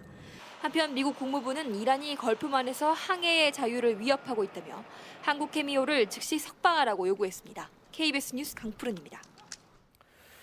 자, 코로나19 소식도 알아봐야죠. 국내 현황 앵커 브리핑으로 정리합니다. 어제 0시 기준 신규 확진자 715명 나왔습니다. 그 전날에는 1,020명이었는데 제법 큰 폭으로 줄었습니다. 정부는 이 일일 확진자 추이라는 게 날마다 등락이 좀 있기는 하지만 전반적으로 볼 때 지금은 살짝 감소 추세인 건 맞다고 진단을 했습니다. 무엇보다 집단 감염 사례가 줄고 있기 때문인데요. 이 집단 감염의 비중은 지난해 11월 말만 해도 48%, 거의 50%에 육박하던 것이 점점 줄어서 12월 말에는 30%까지 일단 내려가 있습니다. 또 전파력도 지속적인 감소세를 보이고 있는데요. 환자 한 명이 몇 명을 감염시키는지를 나타내는 재생산 지수가 3차 유행 이후 처음으로 이렇게 1 이하로 내려간 걸 볼 수가 있습니다. 다만 우리가 이런 수치에 너무 고무되다가는 여지없이 또 방역에 구멍이 뚫리고는 했는데요. 정부도 당분간 강력한 사회적 거리두기를 유지하는 게 불가피하다 이런 입장을 강조를 했습니다. 지금 기온이 워낙 낮아서 바이러스의 서식 환경이 좋고 또 사람들도 문을 꽁꽁 닫아 건 채로 실내 생활을 하기 때문에 위험성이 대단히 높습니다. 이런 겨울이 아직 2달이나 남아있다는 거 명심을 해야겠습니다. 정부는 일단 17일까지 방역에 총력을 다해보고 그때 가서 감소세가 더 확연해지면 거리두기 완화할 수 있다는 입장입니다. 또 하나 위험 요인, 이 전파력 강한 영국 변이 바이러스 감염 사례도 국내에서 2건이 더 확인됐습니다. 벌써 12명이나 누적 인원이 발생을 했는데요. 방역 당국이 이 부분 상당히 신경을 곤두세우고 있습니다. 국내 코로나19 사망자 수도 어제 1,000명을 넘겼습니다. 특히 최근 한 달 사이에 이 사망자 발생이 집중되고 있는데요. 주로 60세 이상 고령자들의 피해가 컸습니다. 관련 내용은 김민지 기자의 보도로 보시겠습니다. 광주광역시 광산구 요양병원 관련 확진자가 13명 더 늘었습니다. 누적 확진자가 78명인데 이 중 입소자만 54명입니다. 이처럼 노약자가 많은 취약시설에서 감염이 확산하며 최근 사망자가 크게 늘었습니다. 국내 코로나19 누적 사망자는 이제 1,000명이 넘었습니다. 이 가운데 절반 가까이는 3차 유행이 본격화된 최근 한 달간 집중됐습니다. 500명이 되는데 9개월이 걸렸지만 1,000명은 한 달밖에 안 걸린 셈입니다. 3차 유행으로 확진자 수 자체도 증가한 데다 60세 이상 확진자 비율이 더 늘었기 때문입니다. 60세 이상의 인구에서는 치명률이 급격히 올라가는 그런 특성을 보입니다. 이런 연령층에서 환자가 다발했기 때문에 불가피하게 사망자가 늘게 된 것이 가장 전체 확진자 중 60세 이상 비율은 한 달 전 20%대 초반에 머물렀는데 최근엔 30%대까지 높아졌습니다. 사망자의 감염 경로를 보면 절반 정도가 의료기관과 요양시설인 것으로 나타났습니다. 여기에 확진자 급증으로 지난해 말 병상 대기 환자가 500명 넘게 나오며 피해가 커졌습니다. 지금까지 병상 대기 중 자택에서 사망한 환자는 10명인데 이 중 8명이 최근 한 달 새에 나왔습니다. 발병 후 3주 정도 시차를 두고 사망자가 발생하는 걸 고려하면 사망자는 당분간 계속 늘어날 것으로 우려됩니다. 요양병원은 실제 확진한 환자분들을 제대로 케어할 수 있는 상황이 되지 않거든요. 더 우선순위를 두어서 진료가 가능한 곳으로 이송하는 것이 환자분들의 예우를 조금이라도 개선시킬 수 있는. 무엇보다도 의료기관, 요양시설 등은 지역사회 전파의 최후 종착지인 만큼 결국은 확진자 규모 자체를 줄여야 인명피해를 최소화할 수 있다는 지적입니다. KBS 뉴스 김민지입니다. 해외에서는 코로나19 봉쇄 조치를 더 강화하는 나라도 늘었습니다. 독일이 같은 가구 외에는 단 한 명만 사적 모임을 허용하는 조치를 내렸고요. 하루 신규 확진자가 6만 명을 넘긴 영국은 식당, 상점 등을 대부분 폐쇄했습니다. 베를린에서 유광석 특파원이 보도합니다. 메르켈 독일 총리와 16명의 주총리가 화상회의를 열고 코로나19 봉쇄 조치를 더욱 강화하기로 합의했습니다. 이에 따라 사적 모임은 이달 말까지 같은 가구 외에 1명만 허용됐습니다. 지금까지는 2개 가구에서 5명까지 모일 수 있었습니다. 또 최근 일주일간 신규 확진자 수가 인구 10만 명당 200명 이상인 지역은 특별한 사유가 없으면 거주지 반경 15km 이상 이동이 제한됩니다. 특별한 사유에는 병원 방문, 출퇴근 등이 해당되고 소풍이나 여행, 쇼핑 등은 포함되지 않습니다. 학교와 보육시설 운영 중단도 이달 말까지 연장되고 대신 부모에게는 각각 열흘씩 추가 돌봄 휴가가 주어집니다. 독일 정부는 위험 지역에서 입국하는 사람에 대해서 입국 시점과 5일간 자가 격리 후 2차례 코로나 진단 검사를 하기로 했습니다. Mit der Kombination des mutierten Virus, das auch schon bei uns eingetragen wurde, ist es absolut notwendig und 변이 바이러스가 확산되고 있는 영국에서는 신규 확진자가 처음으로 6만 명을 넘은 6만 900여 명으로 집계됐습니다. 하루 사망자는 830명으로 지난달 31일 964명 이후 가장 많았습니다.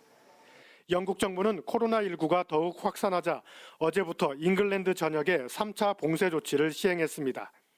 식료품과 의약품 구입, 운동 등 특별한 이유가 없는 한 집에 머물거나 재택근무를 해야 합니다. 식당과 술집, 비필수 상점은 폐쇄됐고 학교 수업은 온라인으로 전환됐습니다. 지금까지 영국의 백신 접종자는 130만 명으로 집계됐습니다. 베를린에서 KBS 뉴스 유광석입니다. 다시 강력한 한파가 찾아왔습니다. 내륙을 중심으로 한파특보가 내려진 가운데 서해안 등 곳곳에 많은 눈까지 예보됐는데요. 기상센터 연결해보죠. 베이츠캐스터, 영하 20도의 한파다 이런 얘기도 있던데 정말 매섭네요.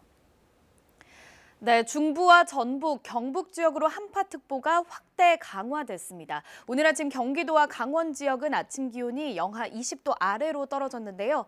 홍천 내면은 영하 23.7도, 대관령 영하 20.4도, 파주도 영하 17.8도로 출발했습니다.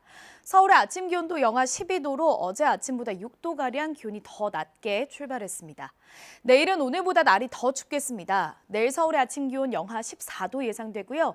금요일에는 서울의 아침 기온이 영하 17도까지 떨어지면서 한파가 절정에 달하겠습니다. 이 한파는 주말까지도 길게 이어지는 만큼 건강관리 잘해주셔야겠습니다. 지금 서해상에는 눈구름대가 만들어져 있는데요. 이 영향으로 호남 서해안 지역에는 눈이 내리는 곳이 있습니다. 이 지역엔 대설주의보가 발효 중인데요. 오늘 강원 동해안 지역을 제외한 전국 곳곳에 비나 눈이 내리겠습니다. 특히 모레까지 제주 산지에는 50cm가 넘는 폭설이 예보되어 있고요. 호남 서부 지역에도 30cm가 넘는 눈이 내리겠습니다. 충남 서해안과 호남 내륙 지역에는 최고 20cm, 충청과 경기 서해안 지역에는 최고 10cm의 눈이 내리겠습니다. 내일까지 수도권과 강원 영서, 또 영남 내륙 지역에도 1에서 5cm 정도의 눈이 내려 쌓이겠습니다. 오늘 동해안 지역은 여전히 대기가 건조한 가운데 오후부터는 바람까지 거세게 불겠습니다. 현재 기온 살펴보겠습니다. 서울이 영하 2도로 오늘 한낮에도 영하권에 머물겠고요. 철원이 영하 4도, 대구와 광주 1도에 머물겠습니다. 바다의 물결은 모든 해상에서 최고 4m까지 거세게 일겠습니다. 기상센터에서 날씨 전해드렸습니다. 이 강추위 속에 어제 저녁 인천에서는 상수도관이 파손됐습니다. 밤새 복구 작업이 이어졌고요. 경기 의정부의 수락산 정상 부근에서는 불이 나기도 했습니다. 사건 사고 김혜주 기자입니다. 도로 한가운데서 물이 새어나옵니다. 호스를 연결해 물을 퍼올려 보지만 도로엔 이미 물이 흥건합니다. 젖은 도로가 추운 날씨와 만나면서 도로는 더욱 위험해졌습니다. 영하의 날씨 탓에 상수도관에서 새어나온 물이 이렇게 금세 도로를 빙판으로 만들었습니다. 도로 아래에 묻힌 상수도관에서 물이 새어나온 건 어제 저녁 5시 50분쯤. 관할구청과 경찰은 도로 위에 염화칼슘을 뿌리고 일부 차선의 차량을 통제했습니다. 인천시 상수도사업본부 측은 시민들이 불편을 겪지 않도록 단수 위험이 없는 상수도관 밸브를 잠그는 등 밤샘 복구 작업에 나서는 한편 정확한 누수 원인을 조사하고 있습니다. 어제 저녁 8시 10분쯤엔 경기도 의정부시 장암동의 수락산 정상 부근에서 불이 났습니다. 다친 사람은 없었지만 불은 주변 임야 0.05헥타르를 태운 뒤 3시간여 만에 진화됐습니다. 산림청은 입산자의 실화로 불이 난 것으로 보고 정확한 화재 원인을 조사하고 있습니다. 어제 저녁 7시 반쯤 충남 천안시 서북구의 건축자재 공장에서는 폭발 사고가 났습니다. 사고로 공장 직원 2명이 장비 파편을 맞고 다쳐 병원으로 옮겨졌습니다. 소방당국은 수증기 압력을 이용해 콘크리트 강도를 올려주는 가압 처리기가 폭발한 것으로 보고 정확한 사고 경위를 조사하고 있습니다. KBS 뉴스 김혜주입니다. 민주당의 이낙연 대표에 이어 국민의힘 김종인 비대위원장도 어제 KBS 뉴스에 출연했습니다. 전직 대통령 사면 문제에 대해서도 입장을 밝혔고 4월 재보선에 대한 자신감도 드러냈습니다. 정하연 기자가 요약해드립니다. 김종인 비대위원장은 이명박, 박근혜 두 전직 대통령 사면과 관련해 반성, 사과와 같은 조건을 붙이는 건 옳지 않다고 지적했습니다. 사면은 대통령의 고유 권한인 만큼 법의 심판을 받고 있는 두 전직 대통령에 대해 현직 대통령이 판단해 결정하면 된다는 겁니다. 대통령 스스로가 사면을 해야 한다고 판단하면은 사면을 하면 그만이지 거기에 대해서 이렇고 저렇고 뭐 조건이 붙거나 그렇다는 것은 나는 옳지 않다고 생각을 해요.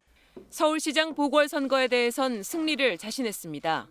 한 여론조사 결과 현 정부가 한 일이 아무것도 없다는 의견이 44%였다며 시장 선거에서 정권 심판론이 대두될 거고 국민의힘이 승리할 가능성이 매우 높다고 생각한다고 말했습니다. 김 위원장은 그러나 정권 심판론에 비해 낮은 국민의힘 지지율에 대한 질문에 여론조사는 선거에 결정적 영향을 미치지 않는다라고 답했습니다. 안철수 대표와의 후보 단일화 필요성엔 공감한다면서 여러 경우의 수에 대비하고 있음도 내비쳤습니다. 후보 등록 직전에 야권이 서로 어떻게 협의를 해가지고서 단일화를 갖다 할 수 있으면은 아마 가장 좋다고 생각하지만은 그렇지 않은 경우도 생각할 수밖에 없지 않느냐 생각을 해요. 대선 주자로 거론되는 윤석열 검찰총장에 대해선 지지율이 오르는 것과 야권 대선 후보 가능성과는 별개라면서 출마 여부는 본인의 판단 문제라는 입장을 거듭 밝혔습니다. 방송 출연 전 김 위원장은 KBS 기자와 만난 자리에서 문 대통령과 이낙연 대표 간의 사면에 대한 사전 교감이 분명히 있었을 거라고 했고 문 대통령과의 회담은 어떤 의제를 제시하느냐에 달렸다며 단독 회담에만 응하겠다고 했습니다. KBS 뉴스 정하연입니다. 산업재해가 발생했을 때 기업 책임, 경영자 책임을 어디까지 물을 것이냐 이 문제를 놓고 합의가 잘 안 나와서 중대재해기업처벌법 결국 작년에 처리되지를 못했습니다. 고 김용균 씨의 어머니가 항의 차원에서 단식 농성도 해왔는데요. 여야가 이제는 조금 합의에 이른 것으로 보입니다. 모레 통과될 거라는 얘기가 나옵니다. 박진수 기자가 취재했습니다. 새해 다시 이어진 중대재해기업처벌법 논의. 단식 농성 후 치료를 받던 정의당 강은미 원내대표도 나와 조속한 입법을 촉구했습니다. 쟁점은 중대재해의 정의와 적용 대상, 책임자 범위와 처벌 수위, 그리고 유예 대상 사업장과 기간 등입니다. 이 가운데 처벌 수위에 대해서는 민주당과 국민의힘이 합의했습니다. 안전이나 보건 조치 의무를 다하지 않은 경영 책임자에게 1년 이상의 징역형 또는 10억 원 이하의 벌금형을 선고할 수 있도록 가닥을 잡았습니다. 정부 안보다 처벌 수위가 완화됐습니다. 구체적인 케이스에 따라서 합리적인 판단할 수 있는 그 재량의 여지를 주는 쪽으로 합의가 됐습니다. 양당은 그러면서 징역형과 벌금형을 함께 선고할 수 있도록 했다며 후퇴 논란을 비껴갔습니다.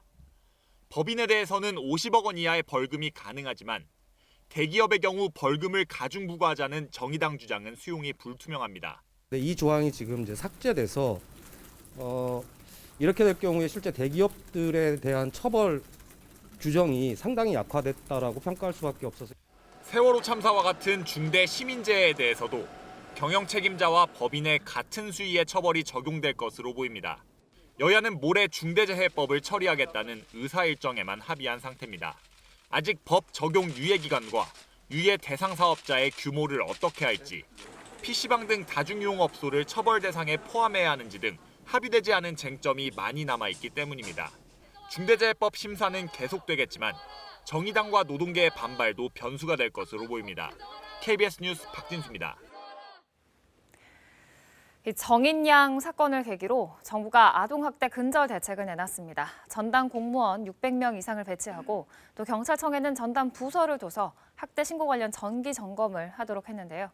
여야도 오는 8일 법안 처리를 약속하는 등 늦었지만 이제라도 또 다른 정인이를 막기 위한 행동에 들어갔습니다. 신지혜 기자입니다. 관련 부처 장관 긴급회의를 소집한 정세균 총리는 정인양 사건에 대해 사과했습니다. 충격적인 아동학대 범죄가 근절되지 않고 있어 총리로서 송구스럽고 안타깝게 생각합니다.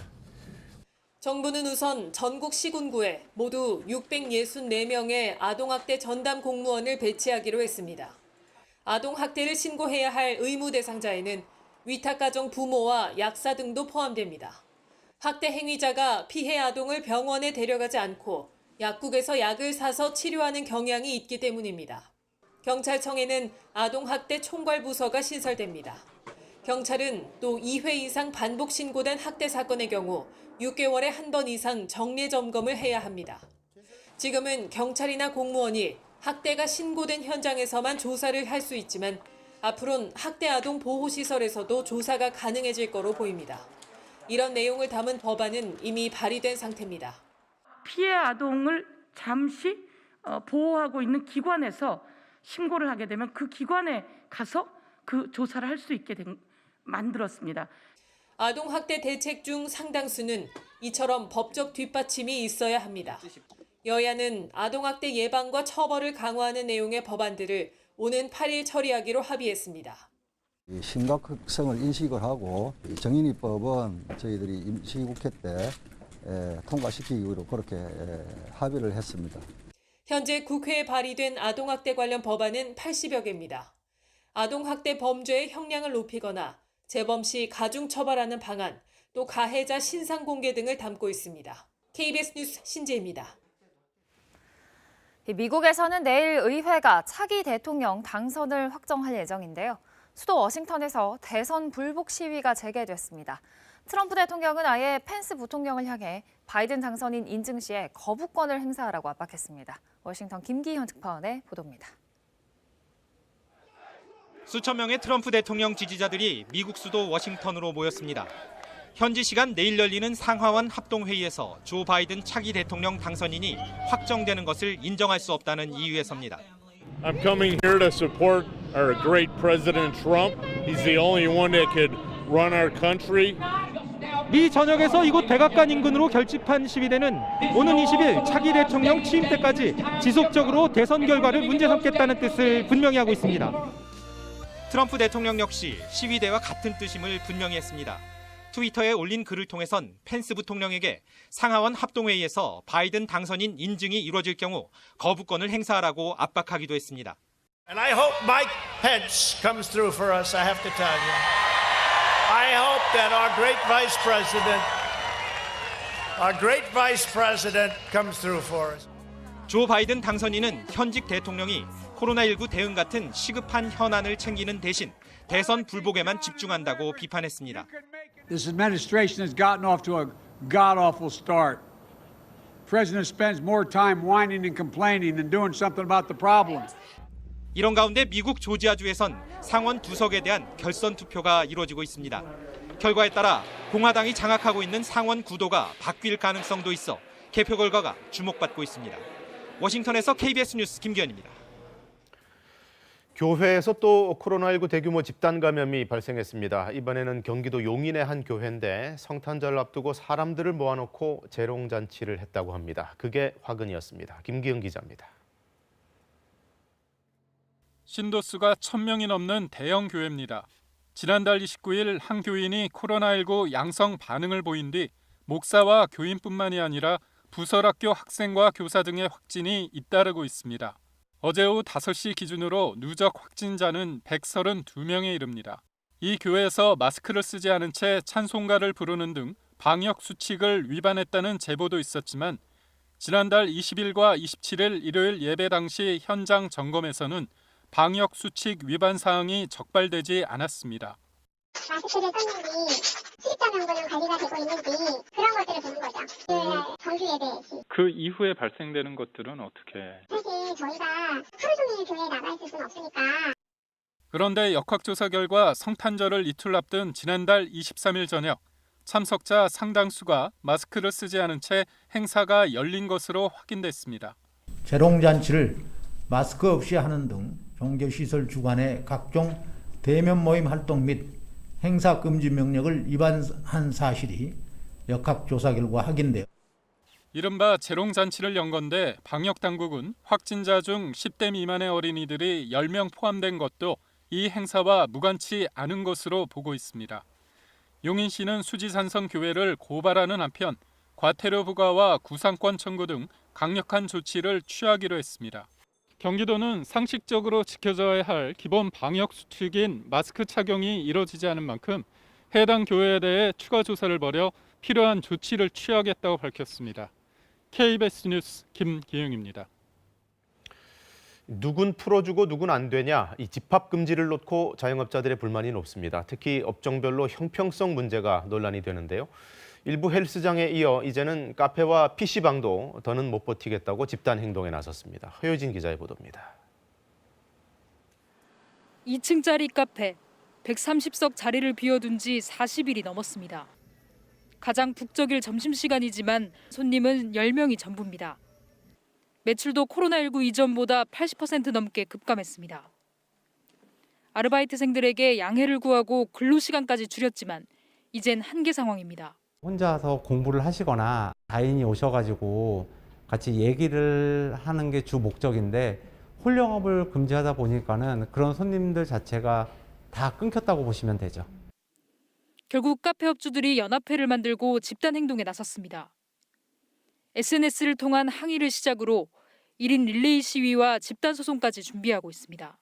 홀영업 하나만 좀 하게 해달라는 거. 저희가 이 업종을 선택했다는 이유만으로 희생을 당해야 될 수밖에 없다. 이렇게 말씀하시는 거랑 똑같거든요. 집단 행동의 움직임은 다른 업종으로도 퍼지고 있습니다. 호프집과 PC방 등 일부 업주들은 정부의 방역 조치가 자영업자의 재산권을 침해했다며 헌법소원을 냈습니다. 손실보상 없는 영업 제한 조처는 위헌이라는 주장입니다. 정부의 방역 지침에 따라 열심히 개인 방역 및 매장의 방역 또한 신경을 쓰고 있는데 정부는 제한과 제재만 반복하고 어떠한 조치나 보상안을 마련하고 있지 않기 때문에 이 자리에 서게 되었습니다. 광주에서도 유흥업소 업주들이 간판에 불을 켜는 항의 시위를 벌였습니다.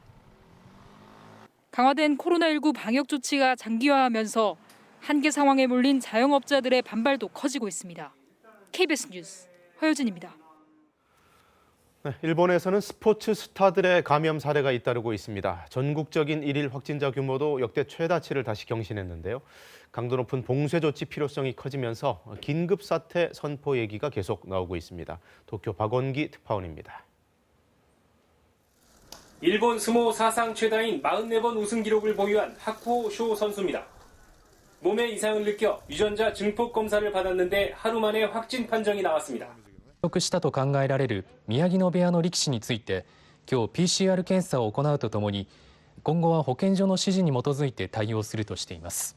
앞서 배드민턴 세계 랭킹 1위인 모모타 겐토 선수도 코로나19 확진 진단을 받았습니다. 태국에서 열리는 국제대회에 참가하기 위해 출국하려다가 공항검사에서 양성 반응이 나왔는데 결국 출전이 취소됐습니다. 스포츠 스타들의 잇단 감염 속에 일본 신규 확진자는 5,000명에 육박하면서 역대 가장 많은 수치를 기록했습니다. 일본 정부는 도쿄도를 포함한 수도권 4개 광역자치단체 지역에 이르면 7일 긴급 사태를 선언할 것으로 보인다고 일본 언론들이 전했습니다. 이번에 주로 음식점 영업시간 단축 위주의 대책이 나올 것으로 예상되고 있는데 일부 시민들은 효과에 의문을 제기하고 있습니다. 去年の4月5月とあの頃に比べてみんなあんまりちょっとなんていうの恐怖感みたいなのはないと思うからどこまで効果があるのかとか意味があるのか. 긴급 사태 선언과 함께 일본 정부가 우리나라와 중국 등 11개 나라 지역과 맺고 있는 입국 규제 완화, 이른바 비즈니스 트랙도 중단하는 방안을 검토 중이라는 보도도 나왔습니다. 실제 시행될 경우 외국인 신규 입국도 사실상 전면 중단됩니다. 도쿄에서 KBS 뉴스 박원기입니다. 카드사별로 흩어져 있는 신용카드 포인트를 한데 모아서 현금으로 바꿔 받을 수 있는 카드 포인트 통합조회 서비스가 시작됐습니다. 첫날부터 접속 장애가 일어날 정도로 이용자들이 몰렸는데요. 김도영 기자가 보도합니다. 신용카드와 체크카드를 모두 쓰는 직장인 구연서 씨. 카드를 쓰며 생긴 포인트를 어떻게 써야 할지 몰라 제대로 활용하지 못했습니다.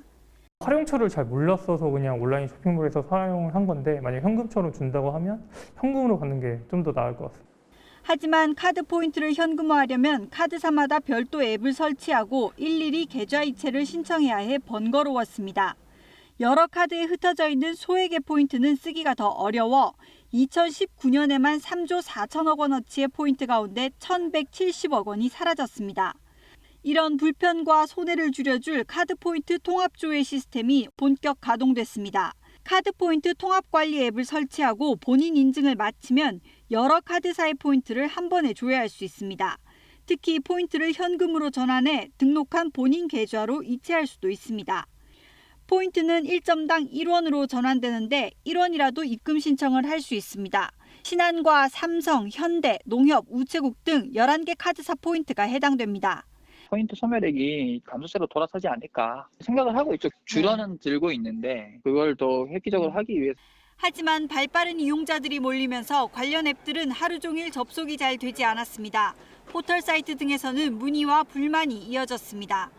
여신금융협회는 이용자 수에 따라 서버가 불안정한 상태가 계속되고 있어 오늘도 일부 접속 장애가 발생할 수 있다고 설명했습니다. KBS 뉴스 김도영입니다.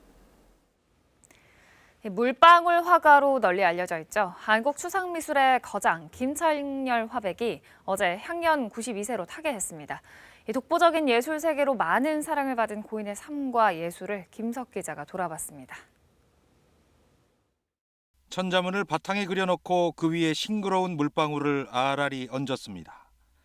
물방울 화가로 널리 알려진 한국추상미술의 거장 김창렬 화백의 작품입니다. 1929년 평안남도에서 태어나 16살에 남으로 내려와 그림을 배웠고 검정고시로 서울대 미대에 들어갔지만 6.25 전쟁으로 학업을 중단해야 했습니다. 전쟁이 끝난 뒤 본격적인 화가의 길을 걷기 시작해 1965년 미국 뉴욕으로 건너가 판화를 배웠고 이후 프랑스 파리에 정착하며 작품 활동에 매진합니다. 그러던 어느 날 캔버스에 튄 물방울에서 발견한 뜻밖의 매력. 6.25 전쟁의 상흔이기도 반짝 빛나다 사라지는 생의 찰나이기도 했던 물방울은 이후 화가만의 독보적인 예술로 승화됩니다. 색깔도 강조하게 되고 그림자의 농도도 더 강조를 하게 되고 크기나 붓의 터치 같은 것을 나타나게 되고 프랑스와 한국을 오가며 활발한 작품 활동을 펼쳐 대중적인 인기는 물론 세계적인 명성까지 얻었고 1996년과 2017년 프랑스 문화예술 공로 훈장을, 2013년 대한민국 은관문화 훈장을 받았습니다. 고령의 불편한 몸을 이끌고 백남준 10주기 추모 행사에서 퍼포먼스까지 선보였지만 이후 건강이 나빠져 더는 공식석상에 나타나지 않았습니다. 그리고 지난해 말 국내 회고전을 마지막으로 어제 향년 92세를 일기로 세상에 작별을 고했습니다. 빈소는 고대 안암병원 장례식장에 마련됐고 발인은 내일 오전입니다. KBS 뉴스 김석입니다.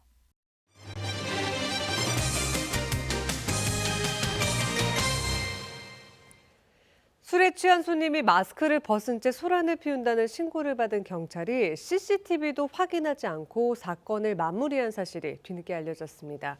또다시 경찰의 초기 사건 대응에 대한 비난이 이어지고 있습니다. 공민경 기자가 취재했습니다. 술집에 앉아있던 한 남성이 갑자기 의자를 휘두릅니다. 마스크를 벗은 채 노래까지 부르는가 싶더니 갑자기 과자를 던집니다. 술집 주인의 제지에도 소란은 계속됐고 참다 못한 주위 손님들이 자리를 뜹니다. 이렇게 자꾸 노래 부르시면 경찰에 신고를 하겠다라고 이제 제가 얘기를 했죠. 그랬더니 경찰에 신고해. 나도 내 친구한테 전화할게. 내 친구 경찰관이냐. 이런 난동은 주인의 신고를 받은 경찰이 도착하기 직전까지 30분 가까이 계속됐습니다. 그런데 막상 경찰은 신분 확인을 끝낸 뒤 남성을 집으로 돌려보냈습니다. 이렇게 가게 곳곳에는 CCTV가 있었는데도 출동한 경찰은 이를 확인하려는 시도조차 하지 않았습니다. 경찰은 현장 도착 당시 상황이 잠잠해져 경미한 사건으로 판단돼 입건하지 않았고 CCTV 확인은 실수로 빠뜨렸다고 밝혔습니다. 하지만 사건이 언론에 알려지고 비난이 이어지자 경찰은 뒤늦게 난동을 피운 남성을 입건하고 다시 조사에 나섰습니다. 경찰에서는 단속 발법 관련해서 그런 경우 단속할 권한은 없고요. 다만 이제 소란 피운 것에 대해서 업무 방해로서 조사할 필요는 있겠다. 피해를 본 술집 주인은 경찰의 이런 대응에 더 실망했다고 말합니다. 정부가 우리를 좀 보호하고 있구나라는 생각을 좀 들게끔 해줬으면 좋겠는데 꼭 이렇게까지 해야지만 뭐 일 처리가 바로바로 되는 건가라는. 경찰은 소란을 피운 50대 남성을 업무 방해 혐의로 소환 조사할 예정입니다. KBS 뉴스 공민경입니다. 재난이 발생한 경우에도 근무를 해야 하는 필수 노동자들이 많은데요. 올해부터 이들을 위한 정부 지원책이 시행되면서 여건이 나아졌지만 여전히 고충도 많습니다. 박상희 기자가 취재했습니다. 새벽 6시, 환경미화원들이 거리에 쌓인 재활용 폐기물을 쉴 새 없이 수거합니다. 코로나19 장기화로 택배 등이 늘면서 폐기물량은 예전보다 2배 가까이 늘어난 상황. 수거 차량을 3-4번 채워야 하루 일과가 끝납니다. 올해부터 수거 인력이 1명 더 늘어 그나마 다행입니다. 한 명이 박스를 접고 한 명이 싣는 일을 지금 3인 1조가 돼가지고는 가능한데 예전에는 이제 혼자 접고 이제 아니면 그 기사분께서 내려와서 같이 접고. 장애인의 일상생활을 돕는 장애인 활동지원사. 가정을 방문하다 보니 코로나 감염 위험이 커진 데다 돌봄 거부 사례도 속출하면서 소득마저 줄고 있습니다. 세정제로 소독을 한다 해도 계속적으로 이렇게 만지고 이렇게 접촉을 하고 하는 그런 부분이라서 그분들은 좀 치명적일 수가 있어요. 재난 상황에서도 근무해야 하는 이들 필수 노동자들을 위해 정부가 지원책을 내놨습니다. 환경미화원 작업 인원이 확충되고 방문 돌봄 종사자를 위한 생계지원금 지급 등을 추진 중입니다. 하지만 정부 대책을 체감하지 못하는 곳이 많습니다. 택배기사의 경우 연말연시에 물량은 30% 정도 늘었지만 분류인력 충원이 충분하지 않아 장시간 근로가 여전합니다. 대책 중에 뭐 진단이나 이런 부분이 있는데 저희는 병원 갈 시간이 없습니다. 다가오는 설을 대비해서 뭔가 이루어져야 하는데 또 다른 과로사가 나올까 봐 실적으로 두렵습니다. 필수 노동자들의 사회적 역할에 걸맞은 지원과 처우는 아직 갈 길이 멀어 보입니다. KBS 뉴스 박상입니다. 가짜 프로그램으로 주식 투자금을 가로챈 일당이 적발됐습니다. 주식 투자금을 입금하며 10배 금액을 운용할 수 있다고 속여서 726억 원을 빼돌렸습니다. 윤경재 기자가 보도합니다. 실시간 주식 시세와 연동해 주식을 사고 파는 프로그램입니다. 매수 주문 접수 완료되었습니다. 매수 주문이 체결되었습니다. 하지만 매수 매도는 프로그램 상에서만 이루어질 뿐 실제 거래로 이어지지 않습니다. 이런 가짜 프로그램으로 주식 투자금을 가로챈 일당 51명이 경찰에 적발돼 총책 등 12명이 구속됐습니다. 중요한 건 10배 받아서 사용하시는 거라서 처음에는 소액으로 시작해 보시다가 근데 이거 증권하고 연계된 거 맞아요? 당연히 저희가 증권이랑 같이 연동을 해놨기 때문에 100만 원을 주식 투자금으로 대포 통장에 입금하면 10배인 1,000만 원어치의 주식을 사는 방식으로 고수익을 올릴 수 있다고 속였습니다. 고위험 투자 상품인 레버리지 투자와 유사합니다. 기존 증권사보다 투자금 대비 주식 거래 가능 금액이 많고 수수료가 낮아 많게는 19억 원을 투자한 사람도 있었습니다. 증권사 프로그램하고 똑같이 올라갔다 내려갔다 시가더라고요. 그래서 전혀 의심을 안 했죠. 지난 2017년 7월 이후 3,883명의 투자자로부터 가로챈 돈이 726억 원. 경찰은 이메일이나 문자 메시지를 보내 주식 거래 프로그램을 설치하도록 유도하는 건 무인가 업체일 가능성이 높다며 주의를 당부했습니다. 법인 계좌를 통하여 투자금 입금을 권유하는 경우에는 투자 사기를 의심해 보셔야 합니다. 경찰은 최근 주식 열풍을 타고 유사한 주식 투자 사기 업체가 더 있을 것으로 보고 수사 범위를 넓히고 있습니다. KBS 뉴스 윤경재입니다. 올해는 광복 76주년이 되는 해인데요. 일생을 조국 독립에 헌신한 수많은 분들이 이름도 제대로 남기지 못한 채 잊혀져 가고 있습니다. 이에 숨겨진 독립운동가들을 찾는 의미 있는 연구가 진행 중인데 새롭게 독립운동가 346명을 찾아냈습니다. 유진한 기자입니다. 1905년 을사늑약에 맞서 일어난 을사의병과 이듬해 병어의병, 특히 1906년 의병 1000여 명과 일본군 500여 명이 벌인 홍두성 전투는 일본군에 의한 일방적인 학살이었습니다. 일본군 전사자는 단 1명, 반면 의병 전사자는 최대 900여 명 정도로 추정됩니다. 러일 전쟁 때 러시아군과 지속 싸움을 했던 실전 경력이 풍부한 부대였기 때문에 의병과의 전투에서는 압도적인 화력으로 홍두성 전투의 의병 돌격장 남규진, 100년 넘게 주목받지 못했던 한 의병장의 이름입니다. 고종실록에는 남규진 선생이 예산에서 의병을 일으키고 홍두성에 진입해 의병장 민종식에 참모 역할을 했다고 기록돼 있습니다. 충남 역사문화원은 각종 기록을 통해 남규진 선생이 홍두성 전투에 참가했다 체포된 뒤 무기징역형을 선고받고 대마도에 유폐됐던 사실을 밝혀냈습니다. 충남 역사문화원은 지난해부터 숨은 독립운동가 발굴 연구를 통해 남규진 선생을 포함한 독립운동가 346명을 새롭게 찾아냈습니다. 판결문을 뒤졌고요. 그 다음에 한 게 수영인 명부를 뒤졌고 그 다음에 일제강점기 자료들을 데이터베이스 된 걸 가지고 검색해서 충남 역사문화원은 새롭게 발굴한 독립운동가 가운데 150여 명에 대해 독립유공자 서문 신청을 추진하고 숨은 독립운동가 발굴 연구를 확대할 계획입니다. KBS 뉴스 유진환입니다. 이 시각 출근길 교통 상황 알아보겠습니다. 서울경찰청입니다. 수요일 출근길 교통정보입니다. 올해부터 일반 도심에서는 60에서 50km로 제한 속도가 조정됐고 또 주택 갈대로도 30km로 조정됐습니다. 전국적으로 시행은 4월 17일로 참고하시기 바랍니다. 국회대로 여의도 방면 출근길 정체 시작됐습니다. 목동교까지 가다 서다를 반복하고 북부간선도로 도심 쪽 묵동에서 하월곡 램프 쪽으로 어렵습니다. 한강대로 상도 사거리에서 한강대교 북단 쪽으로 이동량이 많고요. 강남대로와 이어지는 한남대로 한남고가에서 도심 1호 터널 쪽으로 아직 여유가 있습니다. 나란한 녹사평대로 역시 남산 3호 터널 쪽으로 수월한 출근길 되고 있습니다. 성산로는 연희나들목에서 금화 터널 쪽으로 교통량이 빠르게 증가합니다. 교통 혼잡 구간입니다. 여의도 국회 앞에서는 오전 8시부터 오후 6시까지 소규모 집회가 있을 예정이고요. 경복궁 6번 출구 앞에서는 오후 3시부터 4시 사이 역시 소규모 인원이 모일 예정입니다. 교통정보였습니다.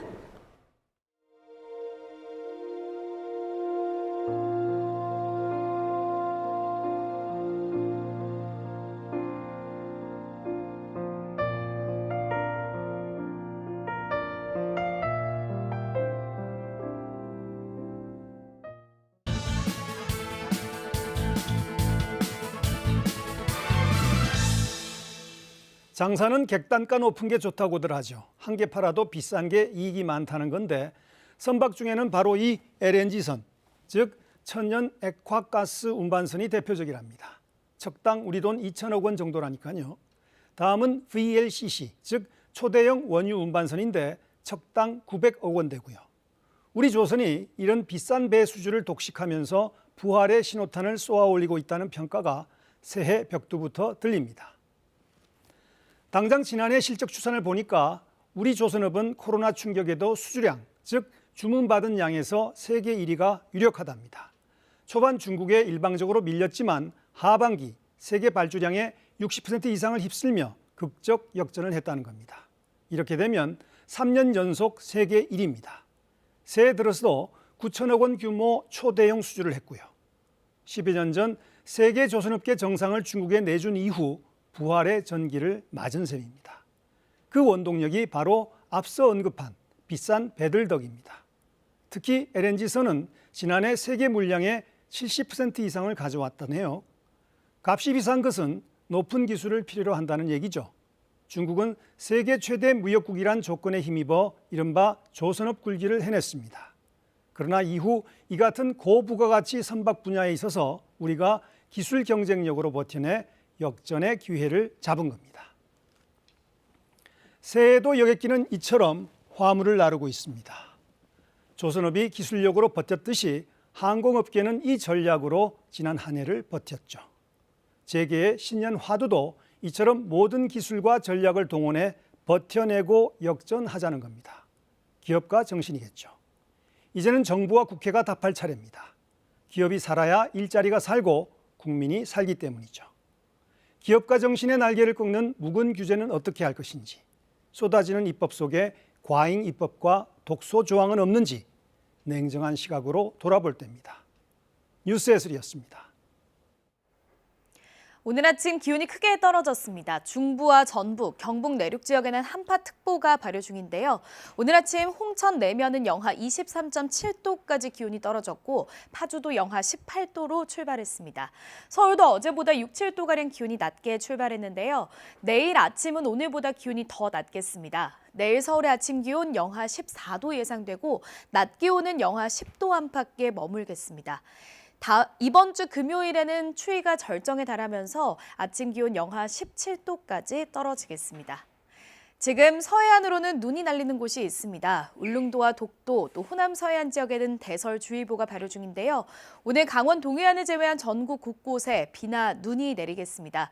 특히 모레까지 제주 산지에는 50cm가 넘는 눈이 내리겠고요. 호남 서해안 지역에는 최고 30cm 이상, 그 밖에 호남 내륙과 충남 서해안에도 20cm 정도의 눈이 내려 쌓이겠습니다. 날씨 정보 전해드렸습니다. 수요일 아침 뉴스광장 마칩니다. 시청해주신 여러분 고맙습니다.